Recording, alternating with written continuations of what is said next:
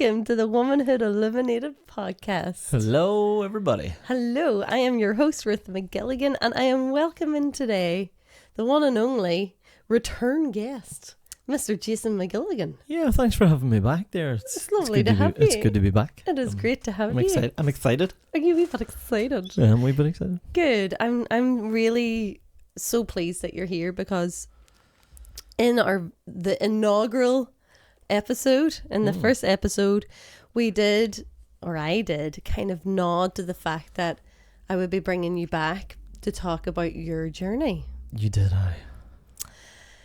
Because it has been quite the roller coaster of a journey. and can I also say the response to that first episode was just class. Like, it was so so good. many people have messaged me and like random people that I've met.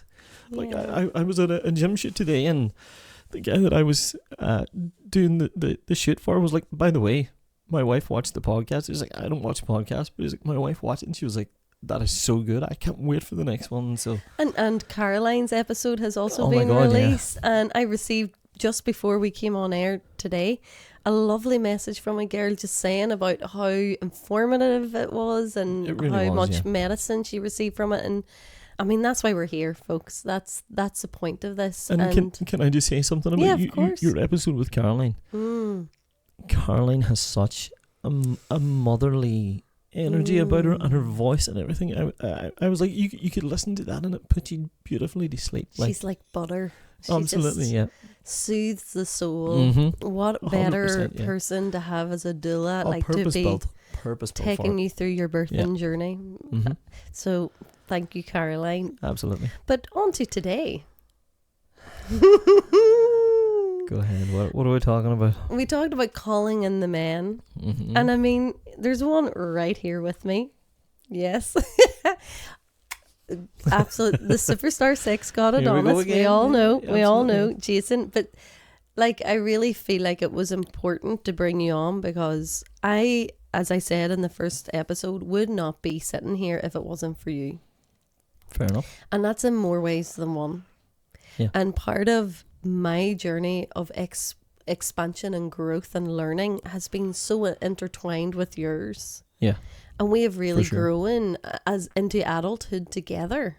Yeah. We were children when we met. Like when you think of you at 22 years ago. 22 years of age or 20 years of age. And I think of our 21-year-old niece. I know. And how young she feels to me. I'm like, well, that's when you and I started our journey. It's it also makes me throw up in my mouth once again because I still can't conceive how anything in our life is 20 years ago. We're still in our 20s in our heads. I never passed puberty. I'm 14. I'm perpetually 14 in my mind. Like, oh, but you're not though. No, I know. You have been through many initiations in your life. Indeed. And that's why I wanted to speak to that because, yes, as I mentioned in the first episode, Wombynhood Illuminated is, like, I am a womb worker. I work with women and I also work with men in men's circles and men's work. Yeah.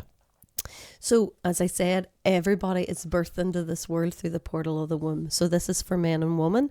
And to really pull that in is to speak to men. Yeah, for sure, yeah. And as I said, you've been through many rites of passage. You've had many initiatory experiences. And anyone that's been through an initiatory experience, and these are not necessarily, let's sit in ceremony and have an initiatory experience. These are life experiences that it's like, holy crap. It can be the School of Hard Knocks or, it's the baptisms ego death. Of fire, yeah. 100%. The ego deaths galore, you know, where life feels like it's falling apart, but really it's coming together. For sure. And I feel like your journey for me is so inspirational, and that's why I wanted to speak to it today, or have you speak to it today. So let's take the journey together and introduce everyone to Jason. So I know where I want to begin. Let's go back to 10-year-old Jason. 10-year-old Jason. Jesus. I remember a story you sharing. 10-year-old Jason walking down the street and being bullied. Oh, Did shit. you remember that story? Oh, Jesus. Let's start there. So at 10 years of age, I was like, you know, like every 10-year-old is a social butterfly. You're doing all these after-school clubs, and I was a Cub Scout. I was playing football, and I was constantly out with my friends. And then myself and two of my friends did karate classes for a short while. And I basically thought that I was Daniel San now, the fucking Karate Kid. I was like, fuck around and find out with me, man. I do karate, like, wax on. And so height of summertime, I was out on my bike, and a local neighbourhood bully, well known for being a bit of a shithead, came and tried to take my bike off me, and I was like, "You're not getting my bike, lad. I do karate." Like, and I just hear our niece Aoife being like, you know, do not tell him I do kickboxing, sir. But basically, this guy, I tried to do a karate move, and that guy punched me in the face and put me into the ground and got away with my bike. Oh no! And obviously, we got the bike back. But the next week at my karate class, I said to my instructor, "Here, I did that move that you showed us, and it didn't work, and I got punched in the face. Like, I have a black eye here because of it, and it just didn't work." And the guy was like, "Well, you obviously did it wrong then." And I was like, "No, I didn't. No, you've graded me on this. I know how to do the move." I love ballsy 10-year-old Jason telling the instructor, like, this didn't work, right? Me telling this guy who's been doing karate for 20 years, like, I love it. And he was like, "No, you did it wrong." So I was like, "You know what? I'm done with this shit. Like, this clearly does not work." And yeah, that was kind of I suppose Jason of 10 years of age was quite a, you know, I was very small. I was always very tiny framed, and I had like big milk bottle glasses, and I was ginger hair, so I was like a target for bullies. Like, every school has their bullies. And there are always these guys who are like, I wasn't particularly athletic or sporty, and these guys were like football players, and they were bigger, and, you know, it's always the jocks. Like, you're the artist. I was like, the creative, yeah. The artist. And that made me a kind of a target for these guys, and I suppose, like, I was quite soft-natured. Do you know what I mean? As a child, I was quite quiet, and, like, as hard as that would be for people to believe now, I was quiet, and I was insular, and I was always a bit of a thinker, and I took a lot of stuff to heart. Which it surprises me, because when I think of my parents, although they're soft-natured people, and they have hearts of, you know, they have such big hearts, and hearts of gold, just. But I don't know where that kind of a, you know, sort of vulnerable thing came from. Maybe it was just because mum and dad were so protective, possibly because, like, anybody will know, if you mess with my family, my mum is like the lioness that will claw your shit up, like. So I have to wonder where did that come from, and I think it was just because I was such a small kid, and like, I was the target for these bullies for a long time. Like, that's primary school. You're what, from 7 or 8 years of age right up to, you go to the big school, and then when you go to the big school, that's a whole other fucking game. Like, all of the bullies that went to all the different schools end up in the one big school. And I mean, if you're the gazelle in their crosshairs, you're getting it, like, you know. So karate was not working for you, and it didn't work for me, no. But I know that martial arts has been a massive rite of passage, initiatory, like, you've had many initiatory experiences through martial arts. So if it wasn't karate, what was it then? Yeah, so maybe, I think it was 12 years of age when my brother's friend Eugene, shout out to Eugene. Yes, Eugene Macaulay, legend. Eugene Macaulay, aye, that's a singer friend of yours. No, not Eugene Macaulay, unless he's some kind of a unspoken martial artist. Eugene Macaulay, no, Eugene Curry. Eugene Curry. Sorry, Eugene. Brain fart moment. Too many Eugenes. Eugene Curry. Yeah, he's my brother's best friend. Like, they've known each other all their lives. Like, so at this point, 50 years, which is fucking insane. And Eugene came to Damien and I, and he was in the house, and he said, we hadn't seen him in a long time, like maybe 10 years, because him and Damien had been doing different things, and he arrived at the house one night, and he said, "Look, I've been doing a martial art," and him and Damien had done karate together, and he was like, "I'm thinking of putting together a class." And Damien was like, "Me and Jason will go." I was like, "All right, well," he just volunteered. Just volunteered me for it. And honest to God, that experience, I did eskrima full on solid for almost 10 years. Can I just ask? Yes. What is, first of all, spell it. Eskrima is spelled Eskrima. Eskrima. Eskrima, yeah. And what is eskrima? So eskrima, it's a Southeast Asian fighting system that pulls together 3 or 4 different martial arts modalities. What modalities? So the primary one is, it sounds funny to say, it's pancake salat. Okay. And it's spelled penjak, so Penjak salat, Silat. And it's like an empty hand martial art. What does that mean, empty hand? So empty hand is where you don't use a weapon. Don't use a weapon. Okay. But it also pulls in on using knives and sticks and swords that would have been sort of indigenous to Southeast Asia at the time. So the fighting system itself was developed during the colonization of the Southeast Asian islands, so the Philippines. Right. And it was a kind of a way for them to combat the Portuguese and the Spanish who were colonizing the islands. So there's there's pancake salad, and then what's there's the others? panantukan, which is like Southeast Asian boxing, kickboxing. Okay. Completely empty hand, and then yaspanda idaga, you call it, which is like it's sticking sword and knives. Oh, right. So that's where that came in then. Yeah, there's a lot of weapons in that one. So yeah, it's an amalgam then of all of these. yeah, it's a fighting system that pulls together all 3 of those things, and Wow. like there's a really famous eskrima instructor called Dan Inosanto who worked with Bruce Lee a lot. So wow. Bruce Lee used a lot of eskrima stick work when he was compiling his own martial art. Like Jun Fan Jeet Kune Do is Bruce Lee's martial art. Okay. And when he created that, he was pulling on all the best parts of what he had learned. He discarded the things that he felt weren't practical or didn't work, and he pulled together the stuff that worked. And for the stick aspect of it, Dan Inosanto taught him eskrima. And you can actually see it. Dan Inosanto makes an appearance in Game of Death. He's one of the enemies in Game of Death as he goes up in the levels. Is Game of Death a Bruce? It's a Bruce Lee movie, yeah. I was going to say a Bruce Willis. Bruce Willis movie. You're on fire today. Bruce Willis, that famous martial artist. A Bruce Lee film. Yeah. But yeah, so yeah, and we attended it like a martial arts conference and met Dan Inosanto. Where's he from? Well, he's from the Philippines. Okay. I think he's still alive now. But yeah, that was his kind of his thing, was that he worked very, very closely with Bruce Lee, and the man's was a savant in eskrima, and he kind of brought it to the Western world, and like you can see eskrima is being used in a lot of films now because of its practicality. So it's been used in like John Wick, and it was used in there's a fantastic film that really illustrates how efficient it is as a martial art. It's called The Hunted, with Benicio del Toro and Tommy Lee Jones. They use it in it.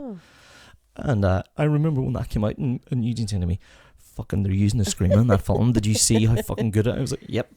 It's a practical martial art.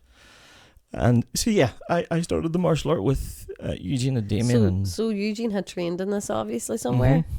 Yeah, he trained in it and was now an instructor, and he got his second black belt in it, and just decided, I should maybe think about putting this out into the world. And initially it was me and my brother and like maybe 4 other people, and we stuck through it for the better part of 10 years. And what age were you when you started? So I was 12 when I started it. Wow. I was the youngest eskrima student in Europe at the time. Wow.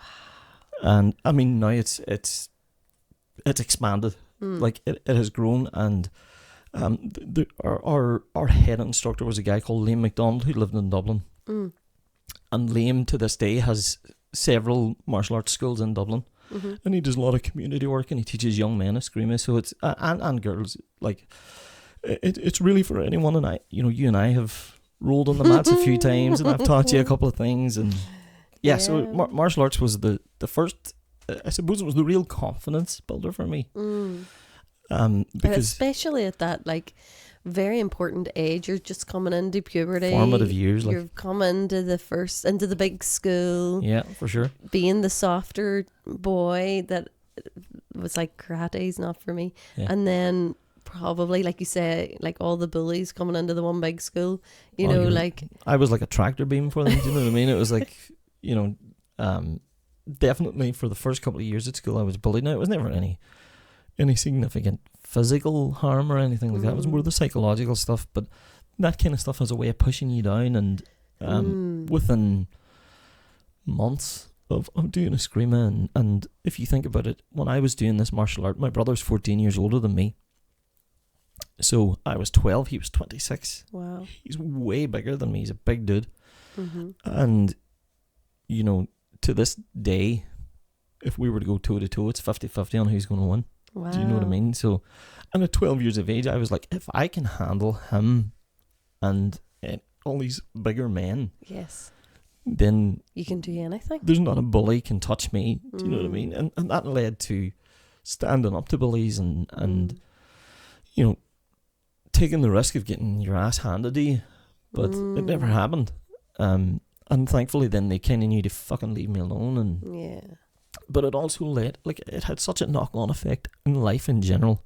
Yes. Like, I grew confidence where, like, there was a specific teacher who really did not like me. He was a PE teacher. If I met him today, I would be hard pushed not to confront him about the fact that he did, because he was basically verbally and emotionally abusive. Not just to me, he was abusive to a lot of people.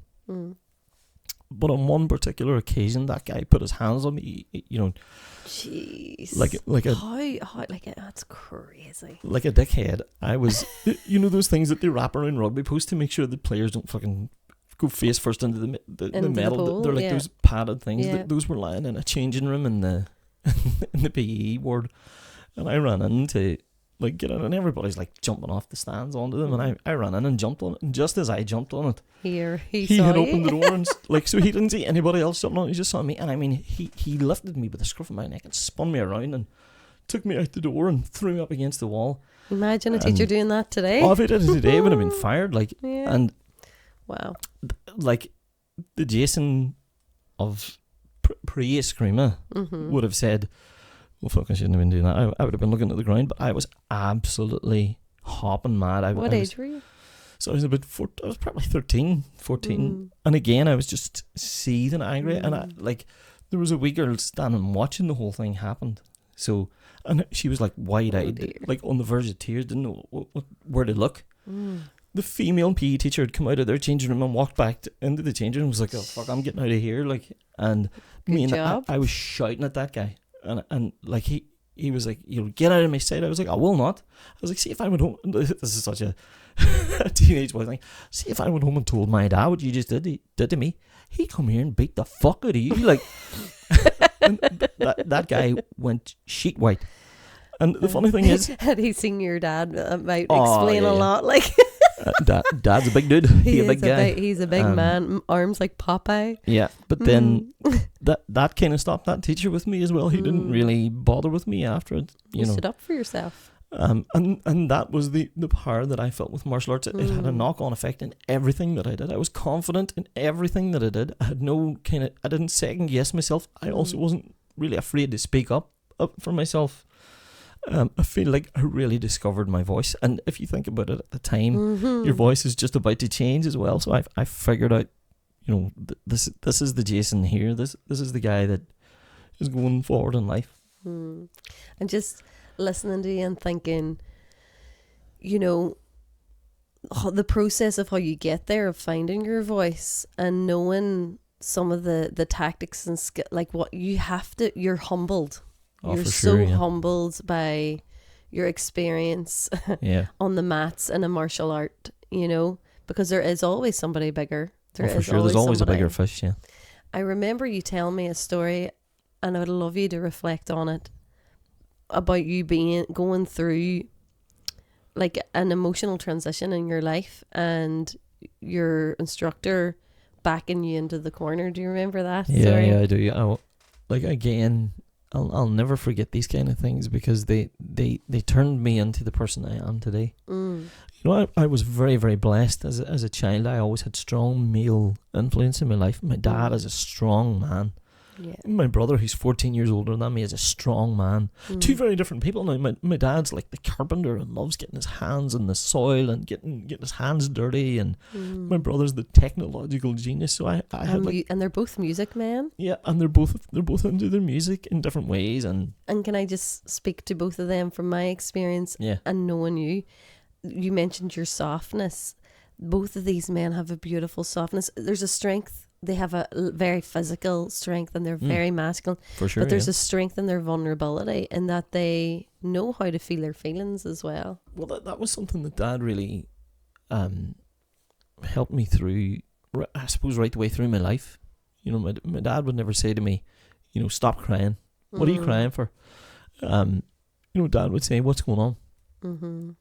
Tell me. And you know, if I was upset or if I was vulnerable or if I was angry, Dad would kind of work me through it. And then, like I say, my brother played a pretty significant role there too, because it was like, you know, we're brothers and we're friends, but he was like he had a bit more miles on the clock. He's a wee bit wiser, and you know, they both helped me navigate that the inner journey as much as the outer stuff, like the outer stuff, like learning all those kind of basic things as you come into being a man, but learning learning that it's okay to be vulnerable. It's okay to be like, you can be soft, you can be boundary, but it's okay to be soft. Don't be afraid to show that softness, the kindness and the compassion and stuff. But the scenario with Eugene. So one thing that we hadn't done for maybe the first couple of years was actually sparring. What's sparring? Sparring is just putting on 2 sets of boxing gloves and going at each other.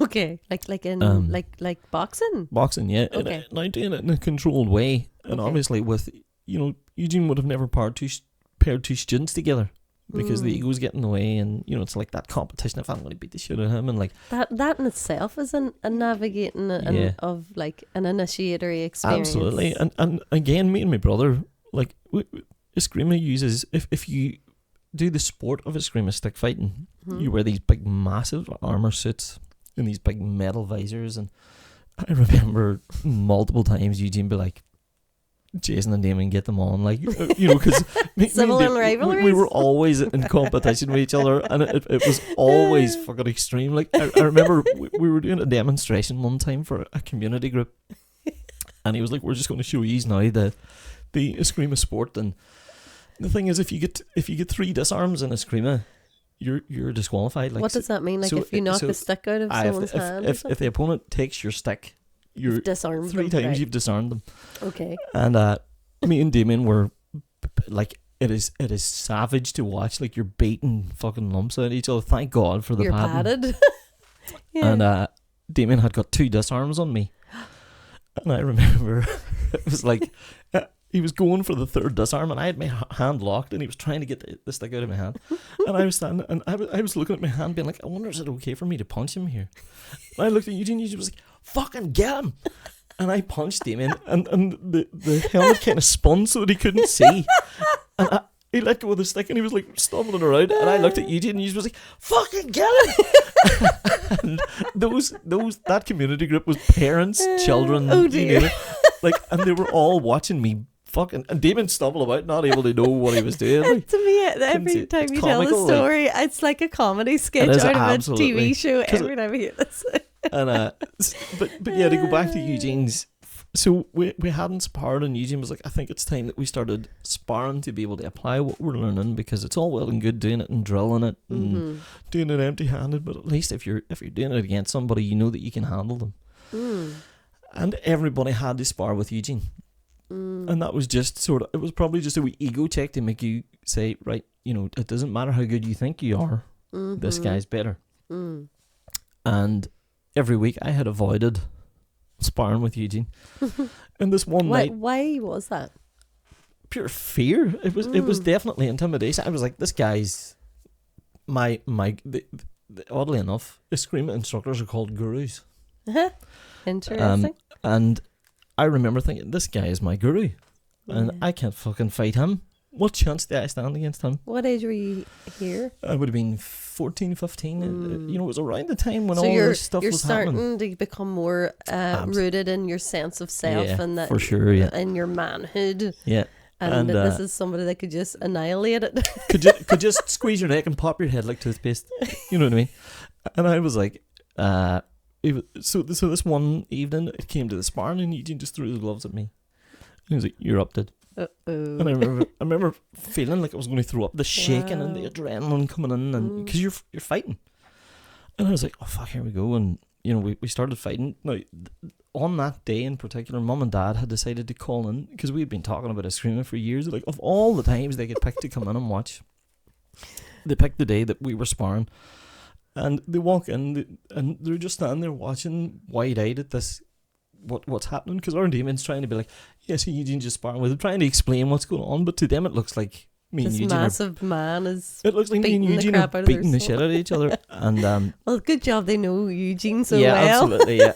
But what they did was what happened was Eugene, every time I felt like I was getting ground on him, like pushing him back, he would just use the full weight of his body and punch me and put me back into a corner. And it was in a classroom. It was like a classroom in the technical college in Limavady. And I was put into this corner, and every time I felt like I was getting out, he would put me back into it. And like I was out of breath. I was my pulse rate was through the fucking roof. I was still, all the adrenaline was coursing through my body, but my arms felt like lead. But and a standard boxing sparring round is anything from 2 to 3 minutes. This is like 10 minutes in, and I kept saying to him, I was getting vulnerable. I was like, I can't keep going. He was like, fucking keep going. And he just kept pushing me. Like psychologically, even being put in a corner as 100%. A man, and like in the primal wild animal part of you, and that, like, in a way, he was reenacting the bully. Yeah, and also knowing that my parents were watching me as well. And at one point I looked, and I could just see my dad and Ma standing chatting to Damon, but Dad was watching it, being like, what the fuck's going on? And Eugene was like, stop looking there. Don't look at them. I'm your opponent. You do not take your eyes off me. You don't know what I'm capable of. He was like, get back into that corner. And he pushed me back and pushed me back. Eventually, Mum and Dad had enough. They left. And this is like 12 minutes in, and I mean, I could barely lift my arms. I was that sort, and Eugene just kept pushing me back, and he was throwing punches, and I was like trying to deflect them and dodge them, and then it was like he said to me, he was like, "You are not stopping until you get out of that corner." And it was like the in a screamer they call it the Rasha Naga. It's the dragon, the fire, the lion comes in, and I felt this fucking pump in my stomach, and I felt my arms getting up, and it was all this righteous fury came up in me, and I started to see that teacher and all the bullies, and I was like, and I started punching, and we started, and it was like this second wind, and you could see that Eugene went, fuck, there it is. Wow. So and it was pushed and pushed and pushed, and like eventually I got him out into the middle of the thing, but I mean, I was every head I was like, like it was war cry stuff, and you do it right, time, stop, and I mean, I broke down, I crumbled in his arms, like, and Damon was watching, and Damon's like, Damon's clapping, like, nobody else had been through this, and good claps and stuff, but everybody else was watching it.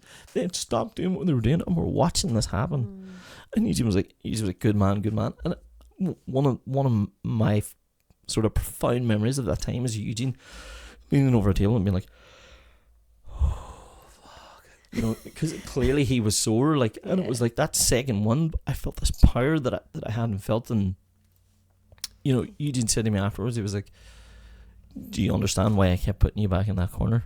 And I was like, because you didn't want me to give up. It was like, partly but it was like, basically to prove to you that it doesn't matter how browbeaten you are, how far down you think you are, how weak you think you are, how depleted of energy you think you are, there's always something left in the tank, and it'll get you out of that corner every time. If you pull up that, you can pull on that at any time. We're going to train you how to do it so that it's second nature to you, and you can turn it on, and you get out of that corner, and then you can switch it off. And I remember thinking, fucking hell, and like we talked about the fact that at the end of it, I did see the bullies. I did see all these people that I felt like, felt this resentment towards, and like I was fighting for that Jason in that moment. He held you, didn't he? When you him and Damon both did. It was like a group hug. Like it was like you fell apart. And like I went home that night and cried. Like I was so, it was such a powerful experience from that point of view, because I had felt powerless with regards to the bullying and stuff like that. And I mean, when I say bullying, there are people who suffer way worse bullying than that, and it's physical violence and stuff like that. But it doesn't make it any less. It's sore on the soul. Do you know what I mean?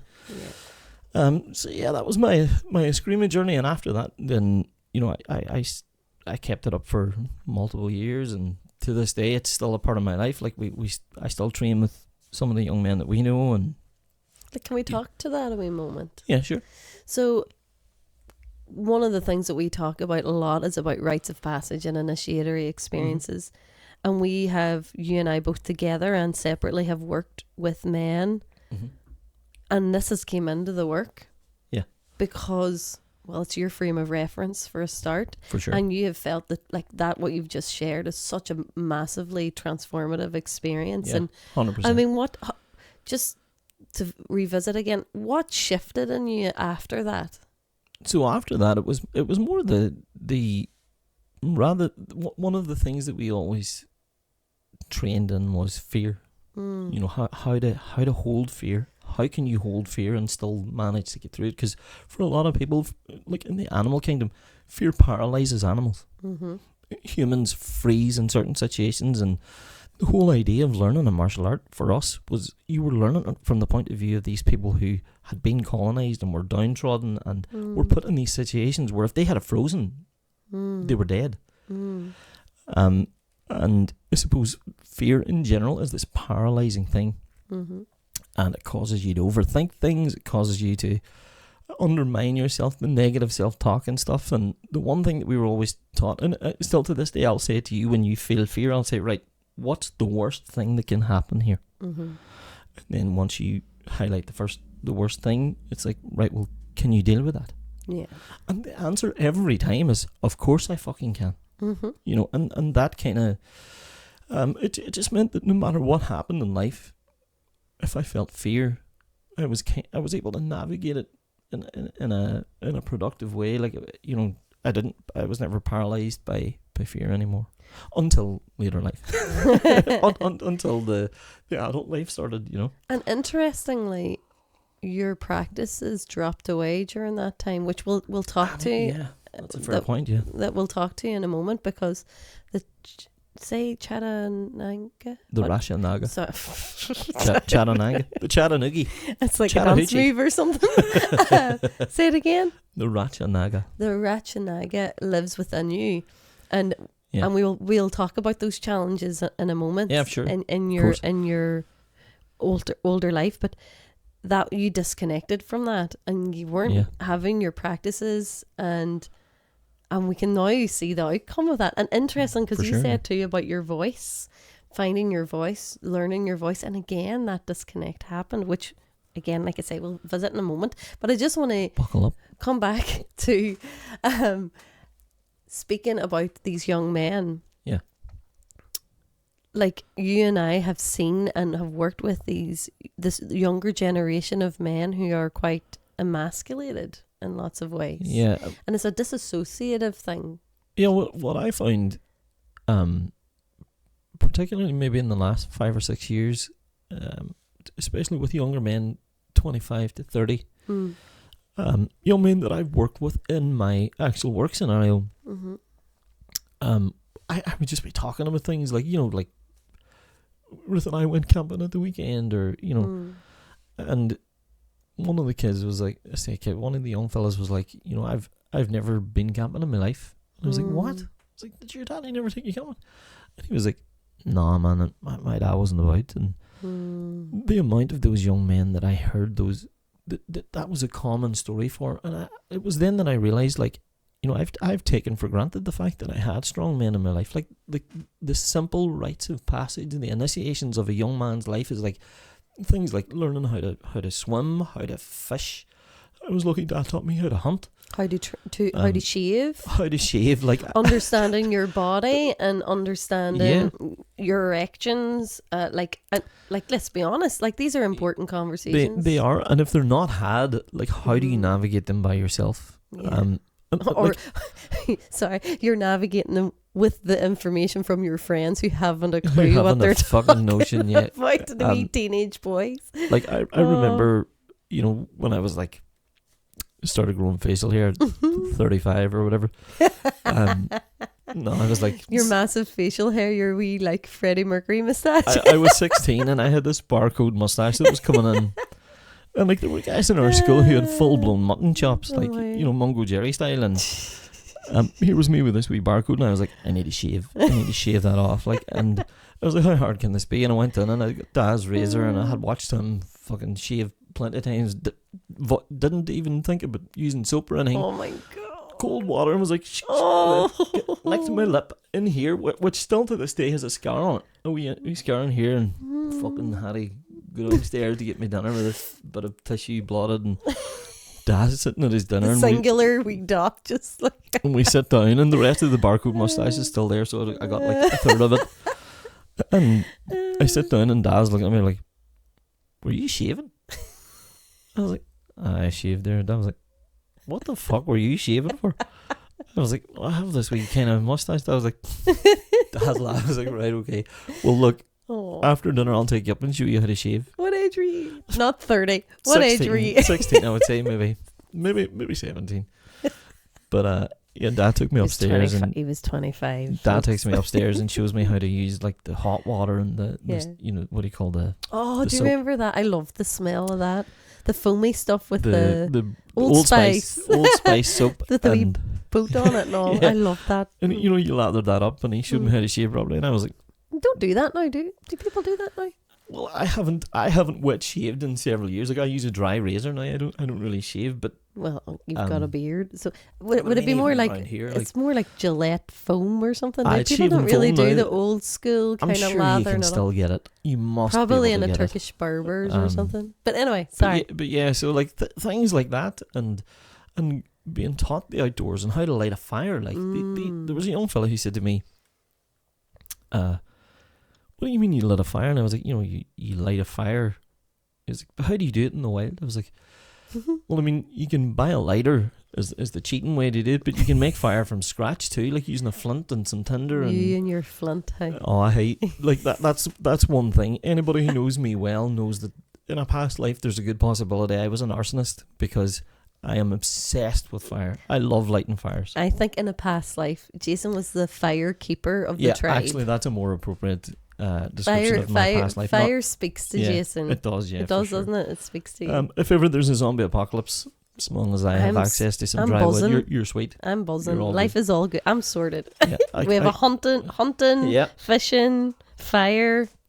Sorted. We're set. We're 100% set. So these like primal skills, like survival skills, or forest craft. Bushcraft, you could say bushcraft. That's the word I was looking for. Yep. You were taught all these by the men in your life. Yeah, and like a couple of my uncles taught me stuff as well, and the Cub Scouts taught me a lot about it. And what does that, like, I just feel like we need to speak to what that does for you as a man. Well, the fire thing is a serious sense of achievement. Especially if you're using one of the older methods. Like flint's kind of cheating too, because you still have flint and there's a spark. But if you have to create it like the bow and the stick, that would be my method to light a fire. Would if I had to choose one and didn't have a lighter. Yeah. My method is the bow method, where you get a stick and you attach a bow to it, and you have to notch out a bit of dry wood, and you saw back and forth with the bow, and it takes fucking ages until you get one ember, one spark, and then you get your tinder around, and then you blow into it, and then once your dried grass, isn't it? And once you get your flame, it's like that sense of mastery is like, there we fucking go. And like the additional challenge is then doing it in wet conditions, which is like, I am a fucking god at this. I am the god of hellfire. Like So a sense of mastery and achievement, achievement, and knowing that you can fend for yourself. Yeah, it's knowing so that you're safe, knowing that you're safe, and being able to build shelters and stuff like, you know, these are things that young men do not have. Yeah. And like when to go back to the martial arts as well, like one of the major, a consistent thing in my life, which you have experienced, and more recently some other young men that we know, I've done it with them, is pad work. Pad work is such a powerful tool for martial arts and for men's groups.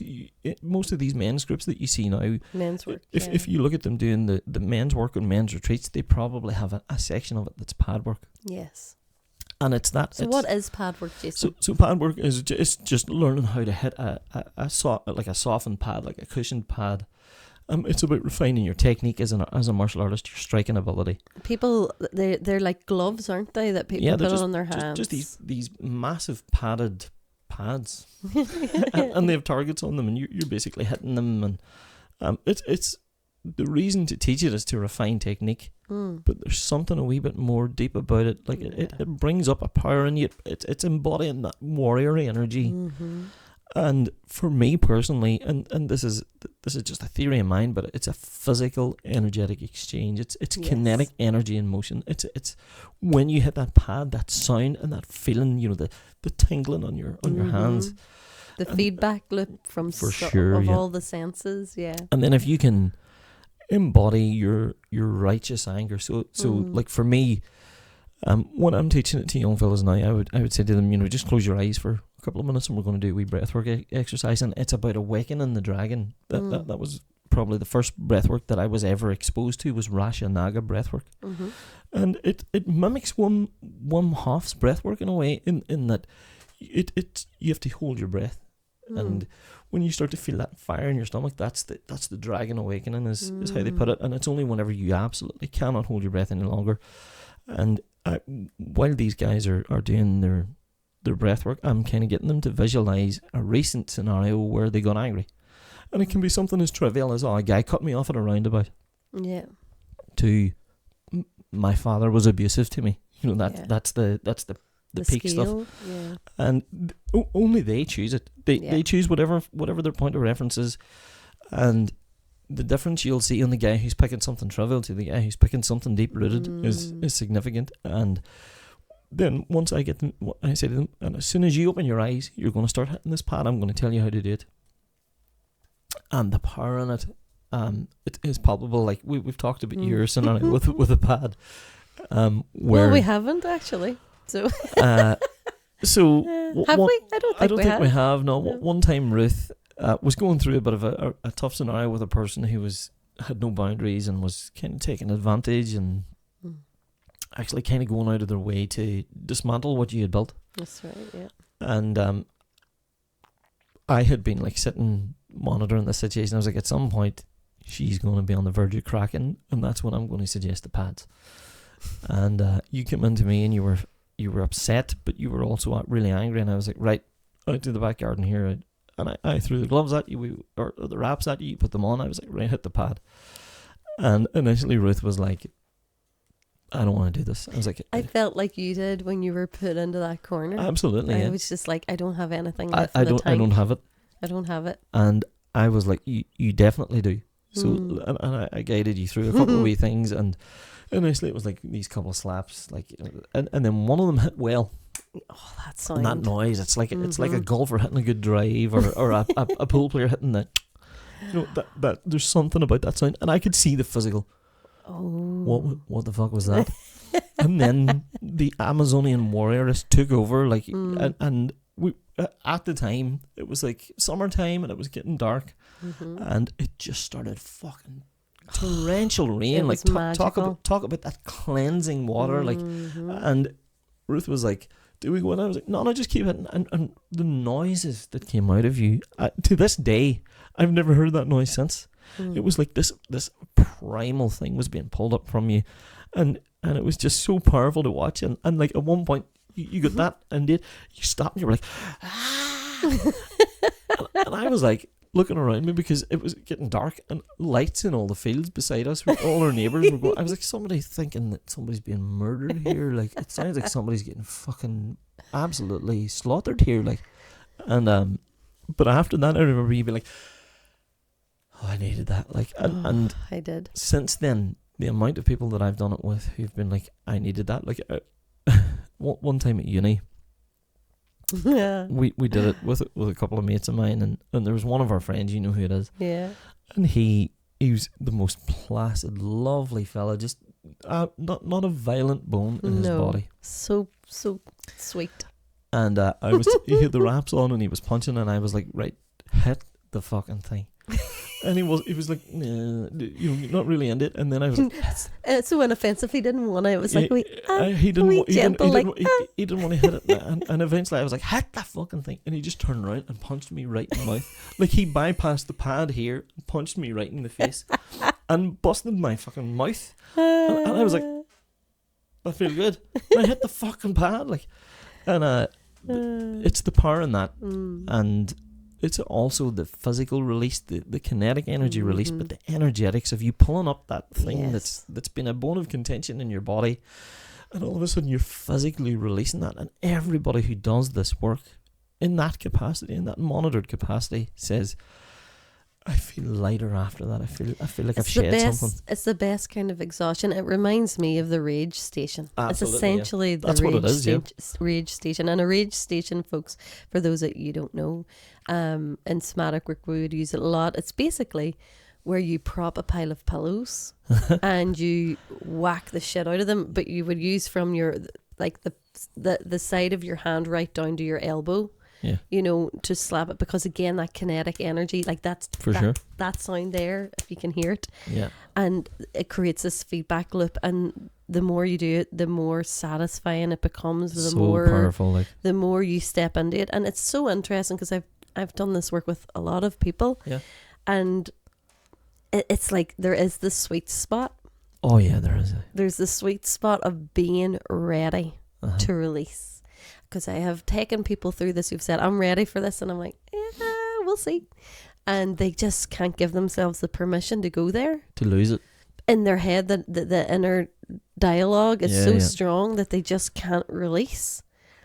And then months later, working with that same client, and then when they do, it's like, whoa, it's such a... For sure, yeah. It's a beautiful space to be able to hold. And if you have...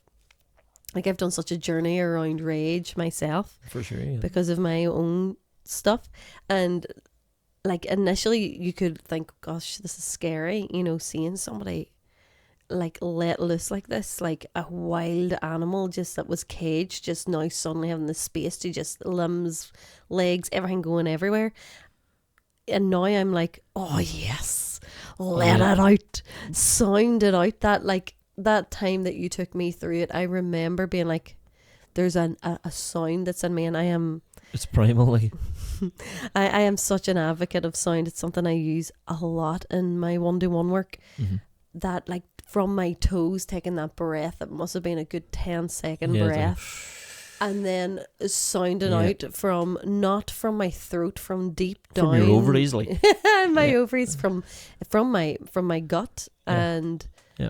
yeah, people thought I was being murdered, but it was that, like, not giving yourself permission to not give a shit. Like, to really do what you need to do. And it doesn't matter if you're in a terraced house, scream into a pillow. And I have to say, full disclosure, it's not as good. It's just not the same. It's good, but it's not right. It's not the same. Go to the sea on a stormy day and scream into the ocean, into the waves. Nobody will hear you. Stand on top of that mountaintop or that hilltop and scream. And okay, where we live here, people definitely are going to hear it. You're never that far away from another house. And who cares? Like, they'll go, oh, jeekers, what was that? And then they move on. What's going on with Ruth? We hold trauma in our bodies. We hold these memories, those times that you've suppressed your rage or your anger or your resentment. If you do not address it in this way, Like talking about it's all very, very well and good, but you know the feeling in your body, unless you actually move that feeling in your body, and you can do that from dance. You can rage and dance, absolutely, and like stamping your feet and clapping your hands, and there's multiple ways to do it, and it's beating a drum. It's like society from a very, very young age teaches you not to fucking express like that. I think especially for men. I can't remember if I did talk about it in the first podcast about the child who was in the supermarket, and whatever had happened, that child, they were just losing their fucking mind, like they were rolling around the floor screaming. And the person I heard talking about it was like, she was just jealous. She was like, I can't remember the last time that I had the freedom to just lie down and lose my fucking mind like that. I know. And it's like, well, setting. Yeah. Then if you pick your time and create that scenario, of course you're going to be able to do it. And I can tell you now, there's power in it. Like factually. To speak to, there's a lot of use of this terminology of toxic masculinity. Buzzword, yeah. Buzzwords. And there is toxic masculinity. There's toxic femininity, every bit as much, in fact. And I was just going to say that, you know, men are taught that they can't be angry because it's dangerous. Well, that was something that I learned from Dad. Like, my dad went through a pretty rough childhood. Like, not to get into it, but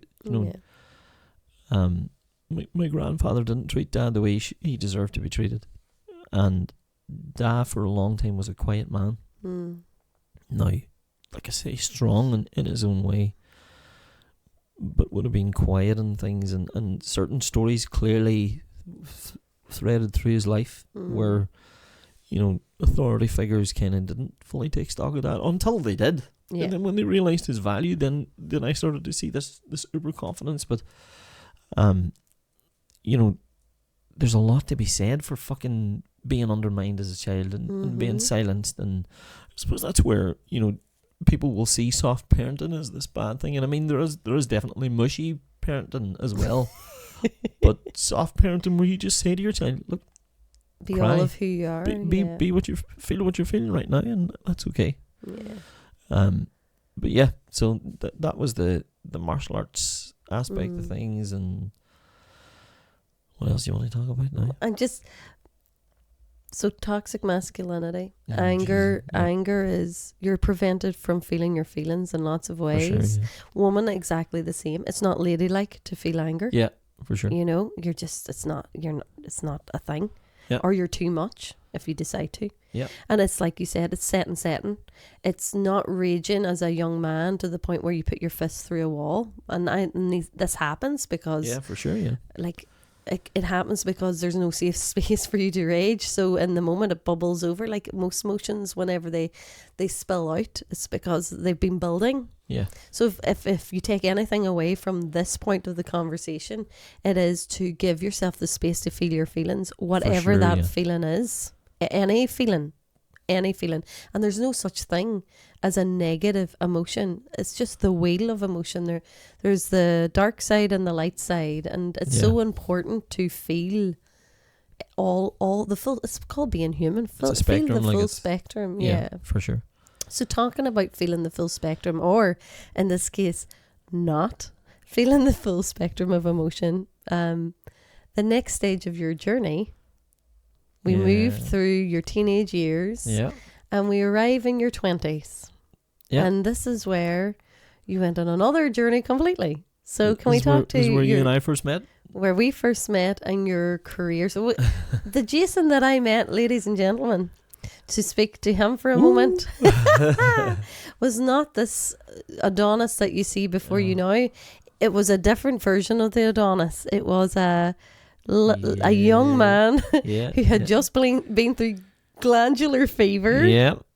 Was pretty bad bout of it. 8 stone in weight, tiny wee dude. Yeah. And you were a mulleted 80s drummer of a rock band. I thought you were going to say a rock god. Oh, sorry. Yes, a metal god. You were about to say? Yeah. Yeah. So we touched on music. Music has been part of my life all of my life. Like from when I was in the womb, music was a thing. And from both sides of the family. My dad's a musician and a singer, and mum's a singer, and like all of my uncles on my dad's side all play music, and it's just steeped in this tradition of music, but very specifically country music. And my brother, as we've said, is a bit of a technological guy, so he was always into his dance music and music production and stuff like that. And so I was getting music from all sides here. And you know, when I was like from 16 to 20, I had played in a band with Dad, just a little 2-piece kind of country music duo. Just to clarify for listeners, when you talk about country music duo, we're talking about Irish country. Can you explain what that is? Irish country music is its own subculture in Ireland. Very much kind of... Can you reach me a tissue, sorry? Yeah, absolutely. Yeah. Very much kind of taken as part of the subculture of Ireland. Like in the 1950s and 60s, show bands were this huge thing. And they played like from a Thursday right through to a Tuesday night, and there was like 300 show bands in Ireland, and they played every night, and dance halls were packed in their thousands. And so my dad, whenever he was a teenager, was growing up in the height of this era, and loved the band scene and the music. So he, you know, and like all of my uncles, was into his music. So they had their own bands and stuff. And then when I was 16, I had been playing music since I was 7 years of age. I started playing keyboard when I was 7 years of age, and piano. And self-taught, weren't you? Yeah. The first song that I learned it was an old Bontempi organ, an air-based organ. The first song that I ever learned was Silent Night. Aww. And this was in July. So I'm sure that by the time Christmas came, my mother was absolutely fucking sick of Silent Night. Your mum, just Marie, shout out to Marie. Shout out to Marie there. I don't know, she has the patience of a saint, right? Now, for those of you who are blessed to be in a relationship with a musician, you might totally know this experience as well. But Jason is like, Jason, I love you, but many a song have you put me many a song has he put me off. So if he finds a tune that he likes, or a lick, or a piece of, you know, like that he's playing, it's not like, oh, I really enjoy that, you know, 30-second clip. It's that 30-second clip on repeat again and again and again and again. Or just if you like a song, I will be like, I hate this fucking song because you have played it to death. And Marie has the best skill of, it must be just herself being married to a musician, of zoning out. Yeah, she does. Yeah, like we were down in Eamon and Marie's, that's Jason's parents' house, visiting, and Jason had got a cajon, you know, the wee drum that you sit on, and he was sitting playing the cajon, and that was fine. And he was like, right, we're playing the cajon, and they put the cajon away, and then we were sitting at the kitchen table getting ready to actually play a game of Uno, which is a great card game. If you've never played it, play it. It's so much fun. It's the relationship ruiner potentially is what it is. He says that because I always win. Because you're a shark. It's such a good game. It's so much fun. Family fun for everyone. It's so good. But anyway, we're sitting getting ready to play, and so we've moved from the cajon to the table, and he is playing like the cajon on the table, and I say nothing. I give it a good, I would say I was patient, like I gave you a good 5 minutes, and then I'm like, oh my god, right, Jason, are you going to stop drumming?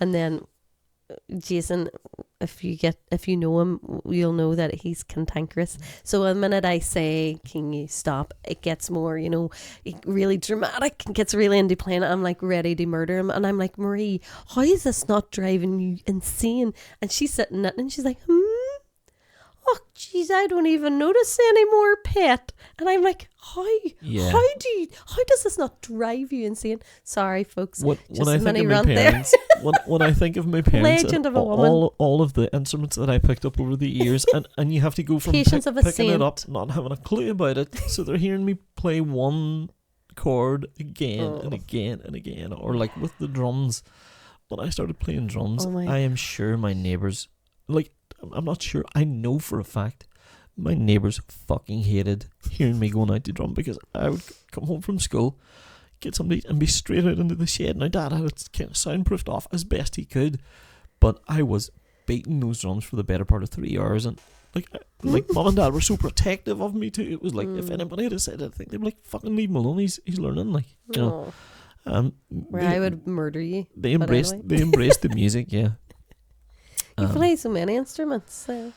Yeah, and when you met me, I was a drummer in a glam rock band. Yeah, and just to talk about that, Jason's style was gorgeous. He had blonde hair. So Jason's a redhead. Yeah. He had bleached his hair blonde. Mm-hmm. He had put, for whatever reason, brown highlights, or you can't call them highlights, can you? Lowlights. Brown streaks in his hair. I remember coming into the kitchen and his sister, who wasn't a hairdresser but had, worked in a hairdresser, so she fancies herself. She actually is really talented with hair, but she's sitting with one of them, them skull caps, pulling out Jason's hair. Many a time did I sit getting those needles pulling out for his brown. He looked like a friggin' badger with. And have we touched on the fact that you had a mullet? It was the most fantastic business at the front, party at the back mullet you've ever seen, to the point where if you saw photos of me, you would be convinced that I was born in the 80s. Oh my gosh. Jason actually, folks, had a pair of flare jeans that he himself bedazzled. I was bedazzling before bedazzling was a thing. Rhinestones drawing and flames onto the. Do you remember the time you put the holes in the side and you did the lace them? Oh man, I was the dog's bollocks. As far as I was concerned, I was the embodiment of rock's god sex stardom. I was like, and my God, like, I know that many of you are probably looking now thinking, Jesus, that Ruth one lucky girl. Like, I am. But yeah, she demonstrated a lot of faith in 22 years ago, because the Jason you see before you now was not the Jason she first met.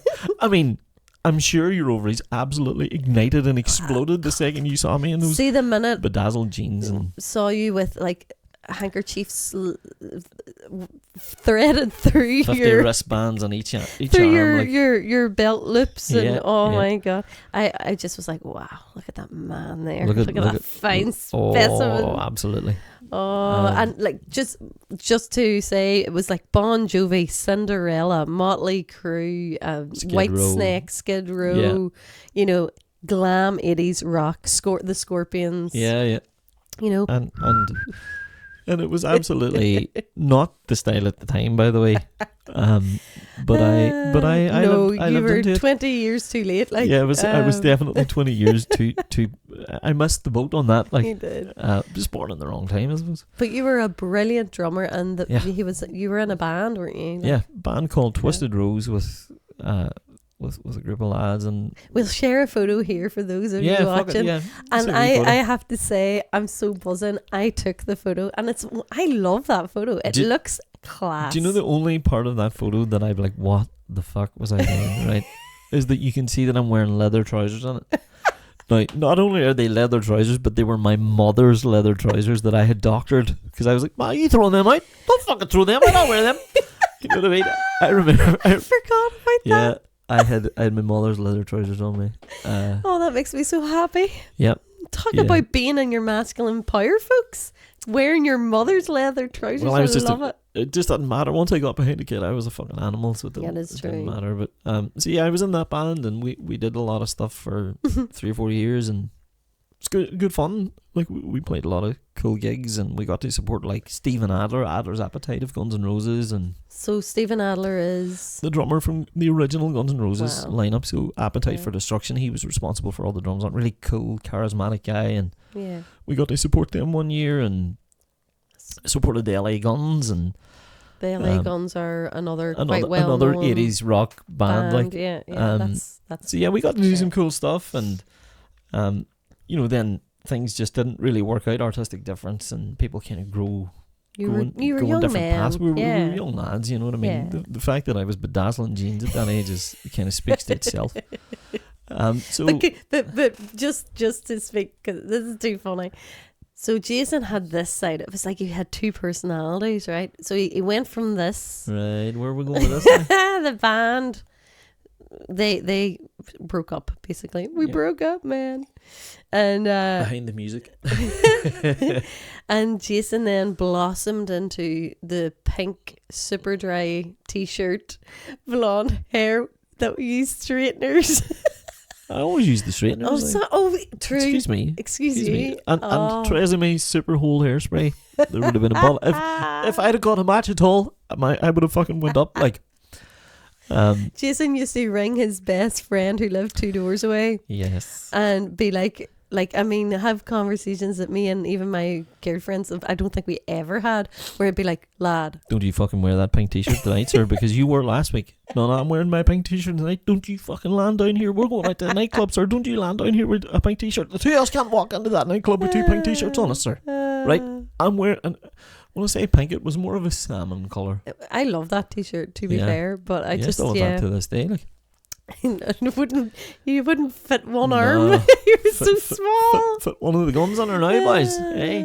But yes, so you went from the rock band. You'd always been in the 2-piece with your dad then? Yeah. And that was like pub singing. And then we went to the rock band, and then during that time I had always played with Dad. Even being in the rock band, I was always kind of doing gigs with Dad. And then my cousin, who's a really well-known country music singer in Ireland, like he was the top performer in Ireland for a long time, and he said to me one time, you should maybe think about coming and doing a couple of gigs with me, and I have a TV show coming up that I'm doing, and maybe you could come on it. And I had just finished with the rock band, and I was like, you know what, fuck it, why wouldn't I?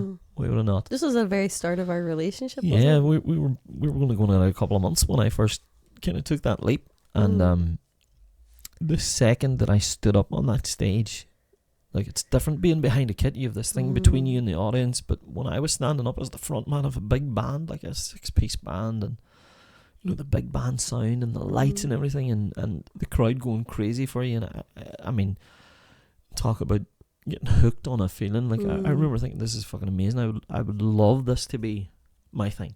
And then I just plowed into that, and I did the TV show, and I recorded a few a few songs, and recorded an album and put that out. And then I decided to put my own band on the road. Well, you were encouraged, weren't you, by very much so, a lot of the big like managers and promoters on the scene. Yeah, there was a lot of chatter behind the scenes, and I took the leap, and it was simultaneously one of the most rewarding experiences in my life, but also one of the most challenging, because it's such a difficult life, you know. Yeah. It's a young man's game, and I understand that now, because you know you're on an opposite clock to everyone else. When other people are going to weddings and stuff, you're probably playing them. Yeah, you know, we missed it. From our relationship point of view. Yeah. Things went on hold. Like, I missed out on so many family occasions, and you know, it's not an easy life, like, by any stretch of the imagination. Anybody who thinks show business is easy, it's a business. They haven't got a fucking clue what they're talking about. Yeah. Like, I remember at my kind of peak, coming home. Sorry, I went to a gig. The gig was in Dunmanway in Cork, which is right down the bottom of Ireland, and I'm right up the top. It's like a 7.5 hour journey. And I left at 10 o'clock that morning, got down there at about 5-ish, 6-ish, because I took a couple of breaks on the road, and you get there at 6 o'clock and you're setting up the gear and you do your sound check, and then there's like a gap of like 2-3 hours. Now, it was a double show, and I was the last person on at 12 o'clock that night. And like, my band are on doing their introduction song, and they're about to call me on, and I've got my in-ears, and this guy comes over to me and taps me in the shoulder, and he's like, you've some fucking time out. Hey, hop up there for 2 hours and you have your money made. And I took out the in-ears. I was like, what did you say, dude? And he said it again. I was like, listen here, man. You clearly haven't a fucking clue what you're talking about. I left the house at 10 o'clock this morning, and it's now 12 o'clock. Like, 14 hours later, I'm getting on stage to actually do that work. I'll do these 2 hours, then in an hour and a half from that, I'll be leaving to go home. I won't see my bed until 10 o'clock tomorrow morning. Jeez. That's 24 hours of work, and then I get 2 or 3 hours sleep, and I have to get up and do the same thing again and go somewhere else. Crazy. And I did that a lot. Can I just say, for those that don't know, So Irish country music is not just an Ireland phenomena. That one. It is massive all over England, Scotland and Wales. So Jason, when you were touring, you toured not just all of Ireland, but you were in Scotland, you were in England, and you were in Wales as well. Yeah, all over the UK and Ireland, and no necessary planning of the gigs either. It was like Cork one night, Coleraine the next, up the top Ireland, then you could be going to Scotland for 4 nights, and then you could be back in Ireland, and which was not great management, let's be honest. Well, the management was definitely questionable. Yeah. My manager was an old school guy, and him and I definitely had a lot of disagreements about how things were going. Like, can I just, as somebody that knows your story? Yeah, go ahead. So when you started and you didn't have management, and you had your own band, and you very much did things your way. Yeah, for sure. Yeah. When I started it, I was passionate about it because the few gigs that I had done before putting my own band on the road, I had been well received, and I was like, I clearly know what I'm doing here. Yeah. Never mind the rock music, never mind the dance music with my brother. Country music had been in my life from before the womb. Yeah. Mum and dad were playing country music when my mum was pregnant with me. When they were putting me to sleep, my ma sang Red River Valley to me. You know what I mean? It's like, and Dad played guitar and sang to me, and it was always there. It was, one of my first introductions to live music was a show band in Ireland, a guy called Brian Call, who, rest in peace, like he was such a dote of a man. And I remember seeing this and being like, what is this? This is fucking amazing. And 25 years later, I'm standing sharing the stage with Brian Cole and singing a song that he recorded at one point, and like I say, it was a really rewarding experience. But where did the challenges come? The challenges were many.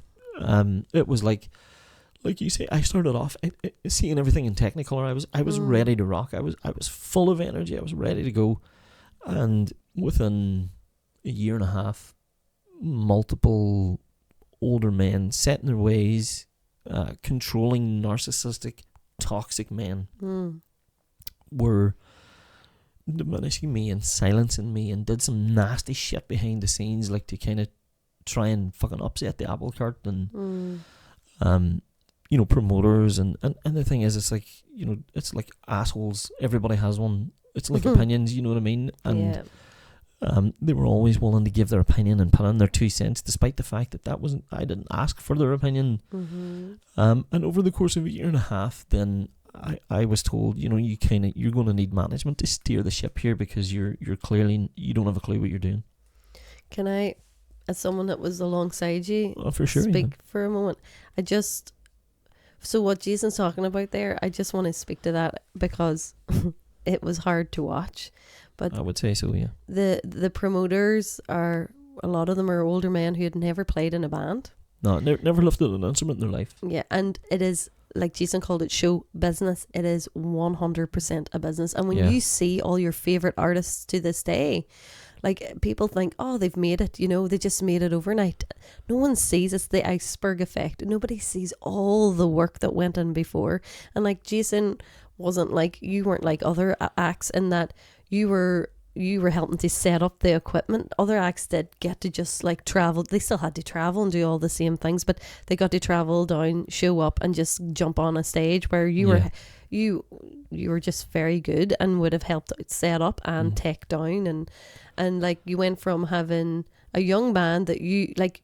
What a lot of people don't understand is you're responsible for ensuring that these people, your staff, your band, are paid. For sure. So you went from having young fellas who were a bit more flexible because they were younger in life, to having a manager with how many? 6-piece man. 5 other men who were family men who needed to be paid. Yeah, for sure, yeah. But no matter what happened. But it's just the toxic side of it. Like, I remember somebody saying to you that you should dye your hair because you had red hair. Yeah, a redhead will never make it in country music, was what I was told. Not to wear your glasses. Yeah, forget your glasses. Don't have a beard. How you cannot have facial hair. Yeah.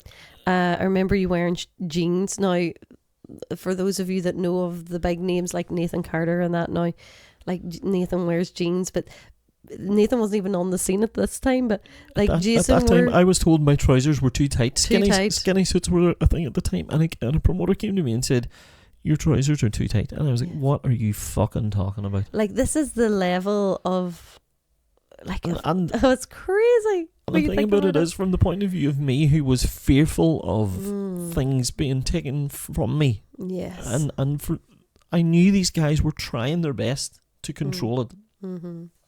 But being afraid that it might spiral and I would lose it. Not even that. Being told that if you didn't behave a certain way, your music would not be played on the radio, like, which a lot of people don't know. But there's like this ridiculous whole other things. side Like when you're releasing a single, you have to give it to this guy first, because if you don't give it to him, he'll not play it on his Saturday show. But you also then have to make sure that this guy plays it on his Sunday show, so he has to get it second. And I remember thinking, what the fuck is this? Can I not just put out music and people listen to it?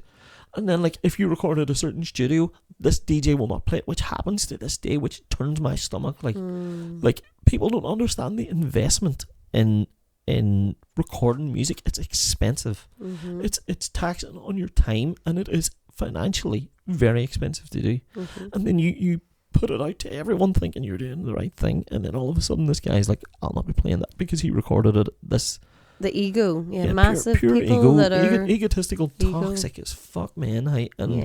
Like, I was at a point where I had lost the young band because, again, I was being told this isn't going to work. Now, the band that I gained were a fantastic group of men. Like, we were a band of brothers. They loved every second of what they did, and they were energetic, they were enthusiastic, and they were behind me 100%. They were seasoned, great fucking men, like seasoned musicians. And there was a marked difference in the sound of the young band versus the older band. But with that came a lot of ridicule from promoters and all these media people, and they were saying shit to me like, your trousers are too tight, and I was sitting going, yeah, okay. You know, you can't speak up, because if you do, you're putting your career in jeopardy. Like, so smiling through gritted teeth to these people, like, I and remember, nodding, and even members of the public. I remember one time we played a gig, and it was this amazing gig. I was supporting one of the bigger acts, this guy called Mike Denver, and we were like, there was like 1,000 people at the gig. It was astronomical how good it was. And my band was supporting. We got to play an hour and a half, and we brought the fucking house down, like.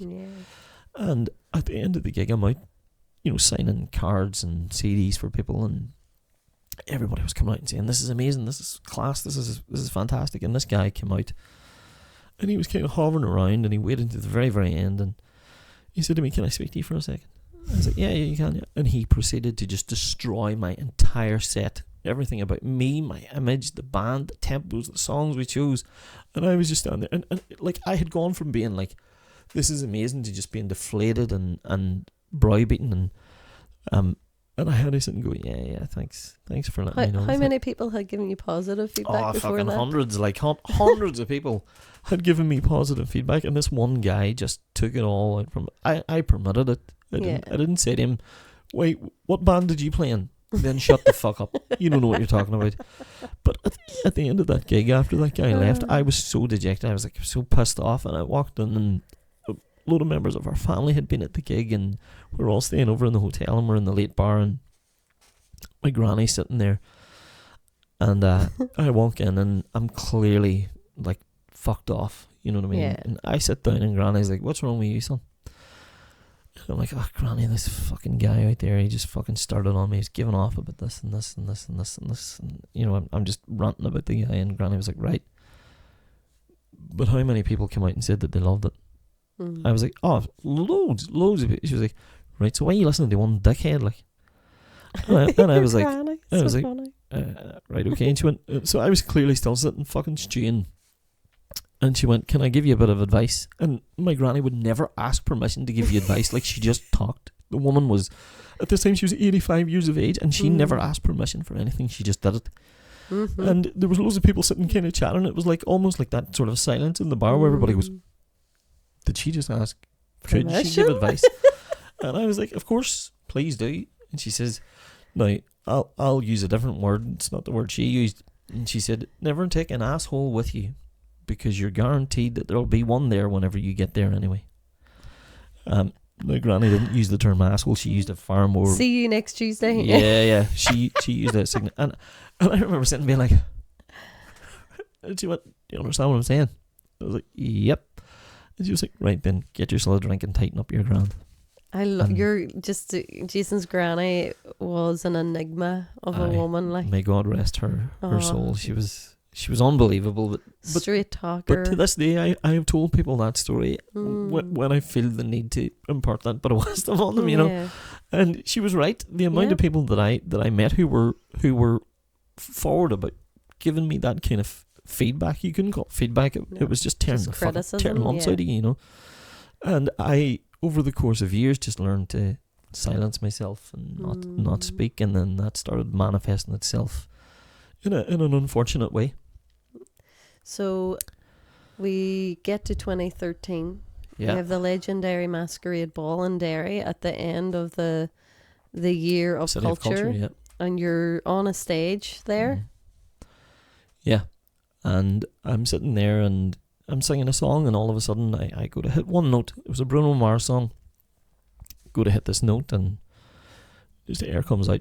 Every note after it was fine, but in my head I went, what the fuck happened there? Like, this note didn't come out the way it should have. And over the course of several months, that got worse, to the point where I couldn't speak.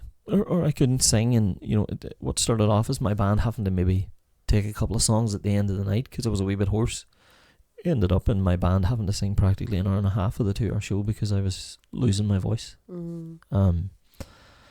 And it got to the point where I was in Scotland on a tour in Scotland, and on the last night we were heading back to the B&B where we were staying, and I coughed up blood. And was like, what the fuck is this? So I came home and told you, and you were like, right, we have to get this looked at. So went to my doctor. The doctor was like, it's kind of common with singers. It could be any number of things, but I'll put you on a list to see a consultant, but it could be 6 months. And I was like, dude, I have gigs for the next 6 months. Like, I can't continue like this. And he was like, well, then you'll have to go private. We didn't have a lot of money, and we paid for it on a credit card. I went private, and the guy was like, I think you have silent reflux, so it's quite common among singers. He says, I think that your vocal cords are inflamed, and it probably just requires a bit of a bland diet and some rest, and you'll be fine. Take a month off. So I go to my management, take the month off, and after a month we go back, and the guy's like, yeah, well, the inflammation's not there, but your voice is no better. If anything, it's worse. And I don't understand it. So then I go into the medical system and spend fucking 4 years trying to figure out what's going on. It gets to the point where I can't speak, and I had to give up my very hard-won career in country music. I had to hang up the mic completely. What I thought was going to be a break for a month ended up being a permanent thing, and had to give up that life that I had been carving out for 6 or 7 years. And it was a hard-won career to begin with, because you said there about us putting that on a credit card, and it, again, just to speak to this for those who have, people idolize, you see people in the in the public sphere, and you think, oh, their lives are rosy, they're flying. I mean, I remember the night I broke my heart, you coming home, but then the time where I was working in a nursing home at the time. Yeah. Part-time. I couldn't get a job. I had a degree and a master's, came home from London and could not get a fucking job, and ended up working part-time. Then they upped my hours to 30 hours in a nursing home, minimum wage. It was just horrible. But anyway, Jason was not being so management took their cut, paid all these other musicians, they all got paid, and Jason didn't. So there was many gigs. I rarely got money. It was so many gigs. Jason was coming home and had no money. So we were both living off my wage. Yeah. And I remember only being able to give you €40. Do you remember this? It was €40 you give me. Yeah. That to go for a weekend's gig, and that to me was the absolute rock bottom for me in terms of the music. Now, he gave me €40 and said, that's all I have to give you. And I was like, right, well, my car's sitting in the red, so I have to put €20 of that into the car to get me to Donegal Town. I used to drive to Donegal Town from where we are, which is about an hour and a half, 2 hours if I was at home with mum and dad. And then I would meet with some of the guys in the band, and they would drive from Donegal Town to wherever we were. We had a full weekend of gigs. This is a Friday night. And I go down, and the first thing I do, I'm wrecked from the previous week's gigs, so I bought myself a Lucozade, and we stopped in the garage and I bought Lucozade and stuff like that, and that's €6 or €7 gone. So I have €13 left to last me to Sunday night, and hoping that there'll be money, or I'll sell a few CDs or something like that. And at the gigs, you were always kind of lucky that a lot of the people who were putting on the gigs would provide a feed for the band in some shape, form or fashion, but it was always usually sandwiches and crisps and a cup of tea. So I was loading up on sandwiches and stuff and eating that, and the next morning you might have been lucky to get B&B with a breakfast, and it might get the breakfast, but then it, if nothing until 7 o'clock that night when the band gives you more, when the band gets food again at the next gig. And that weekend we had like 2 good gigs. And the Sunday night was a bad gig. And my management came to me and said, listen, that bad gig just totally fucked us up there. I've just paid the band, I've paid this, I had to put fuel in the van, and we paid for advertising for these gigs. So there's no money again. So I was going back I was going back with €5 in my pocket. And we got to a garage in Sligo, which is like 3 hours away from home, and the band guys, like I say, they were gentlemen in every sense of the word, and one of the guys said to me, look, I know that you didn't make any money on this, so look, get yourself whatever you want, and I'll pay for it, man. You have to fucking eat something. Like, you're 3 hours from home here at this point. And so he bought me a cup of tea and a donut, and again a bottle of Lucozade.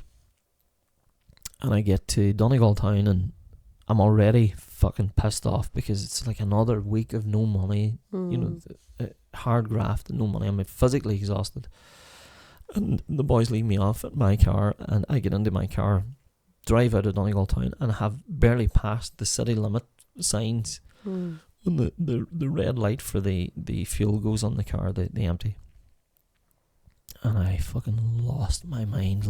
I lost my shit. I broke one of the side panels in that car, the door panels. I was screaming. It was throwing down torrential rain as well, and I was like driving up this road furious, screaming at the heavens, like, what the fuck is this? Like, why is this happening to me? Like, I try my best to be a good person. I'm doing everything I fucking can here. I just need a fucking break. Give me a fucking break. And I was like punching the side of the car and everything. And I remember coming in that morning to you, and like, it was dawn at this point, and me coming in, and that's one thing that always kind of gave me comfort, was knowing that I get to go home.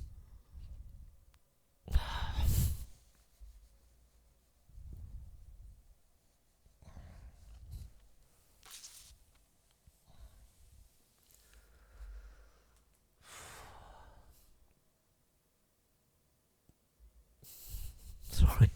Don't apologise. It's okay. Fucking, just so you know, right, we always set out tissues just in case something like this happens. Yeah, I always got to go home to you, and it didn't matter what happened. You were always kind of, it's alright, it's okay, we're good. And now thankfully, months later, the table started to turn. I released a couple of good songs, and people started to come to the gigs, and I started seeing money trickling in here and there, and things started working out. But just at that point, then my voice decided to give up fucking completely.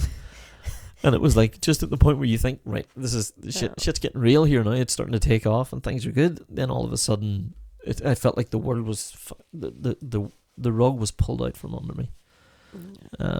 And then, like I say, I spent 4 or 5 years chasing a diagnosis in the medical model, and eventually got diagnosed with vocal dysphonia, which is where it's a neurological disorder where the brain believes that there's some kind of a barrier between the vocal cords. The vocal cords should vibrate together, and that's what makes the sound, and mine weren't happening. So my brain was going, no, pull them apart, which is the result of years of probably misuse and bad diet and exhaustion and any number of things. And that's why I asked to recount that story. And yeah, thanks very much. sorry.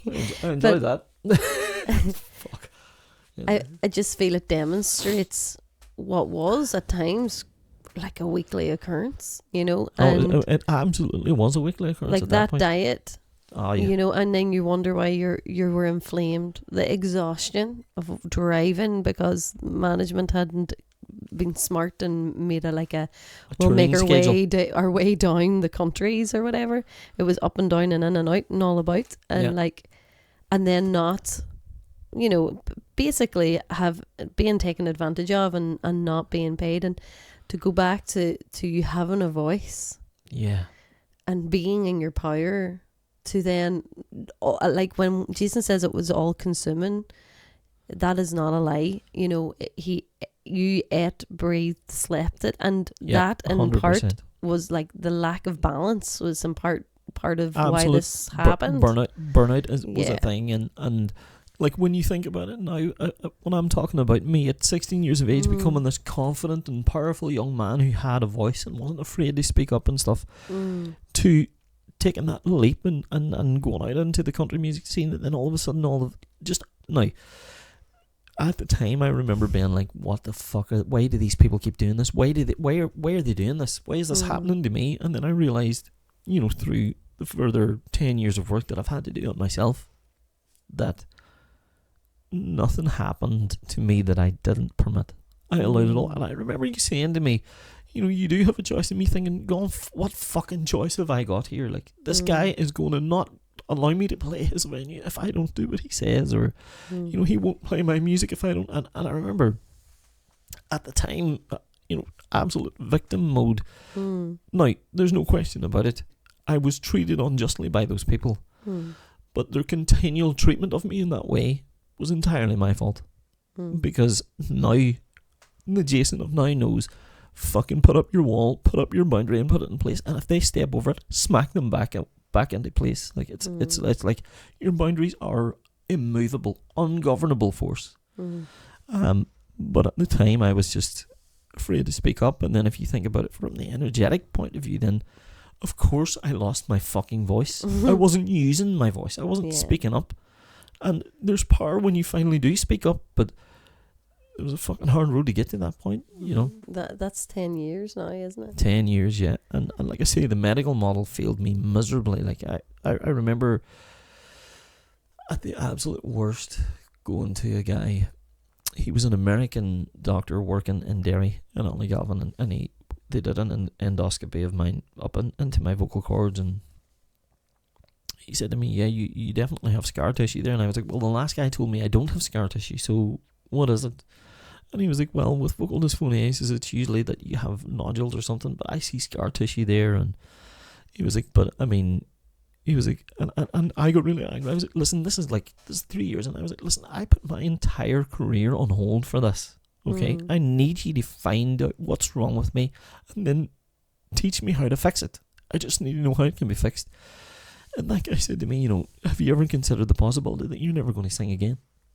And I remember being like, what the fuck kind of statement is that for you to make? If it can be done, it can be undone. Why are you telling me that I'll never sing again? Like, and he was like, well, you just have to be realistic about these things.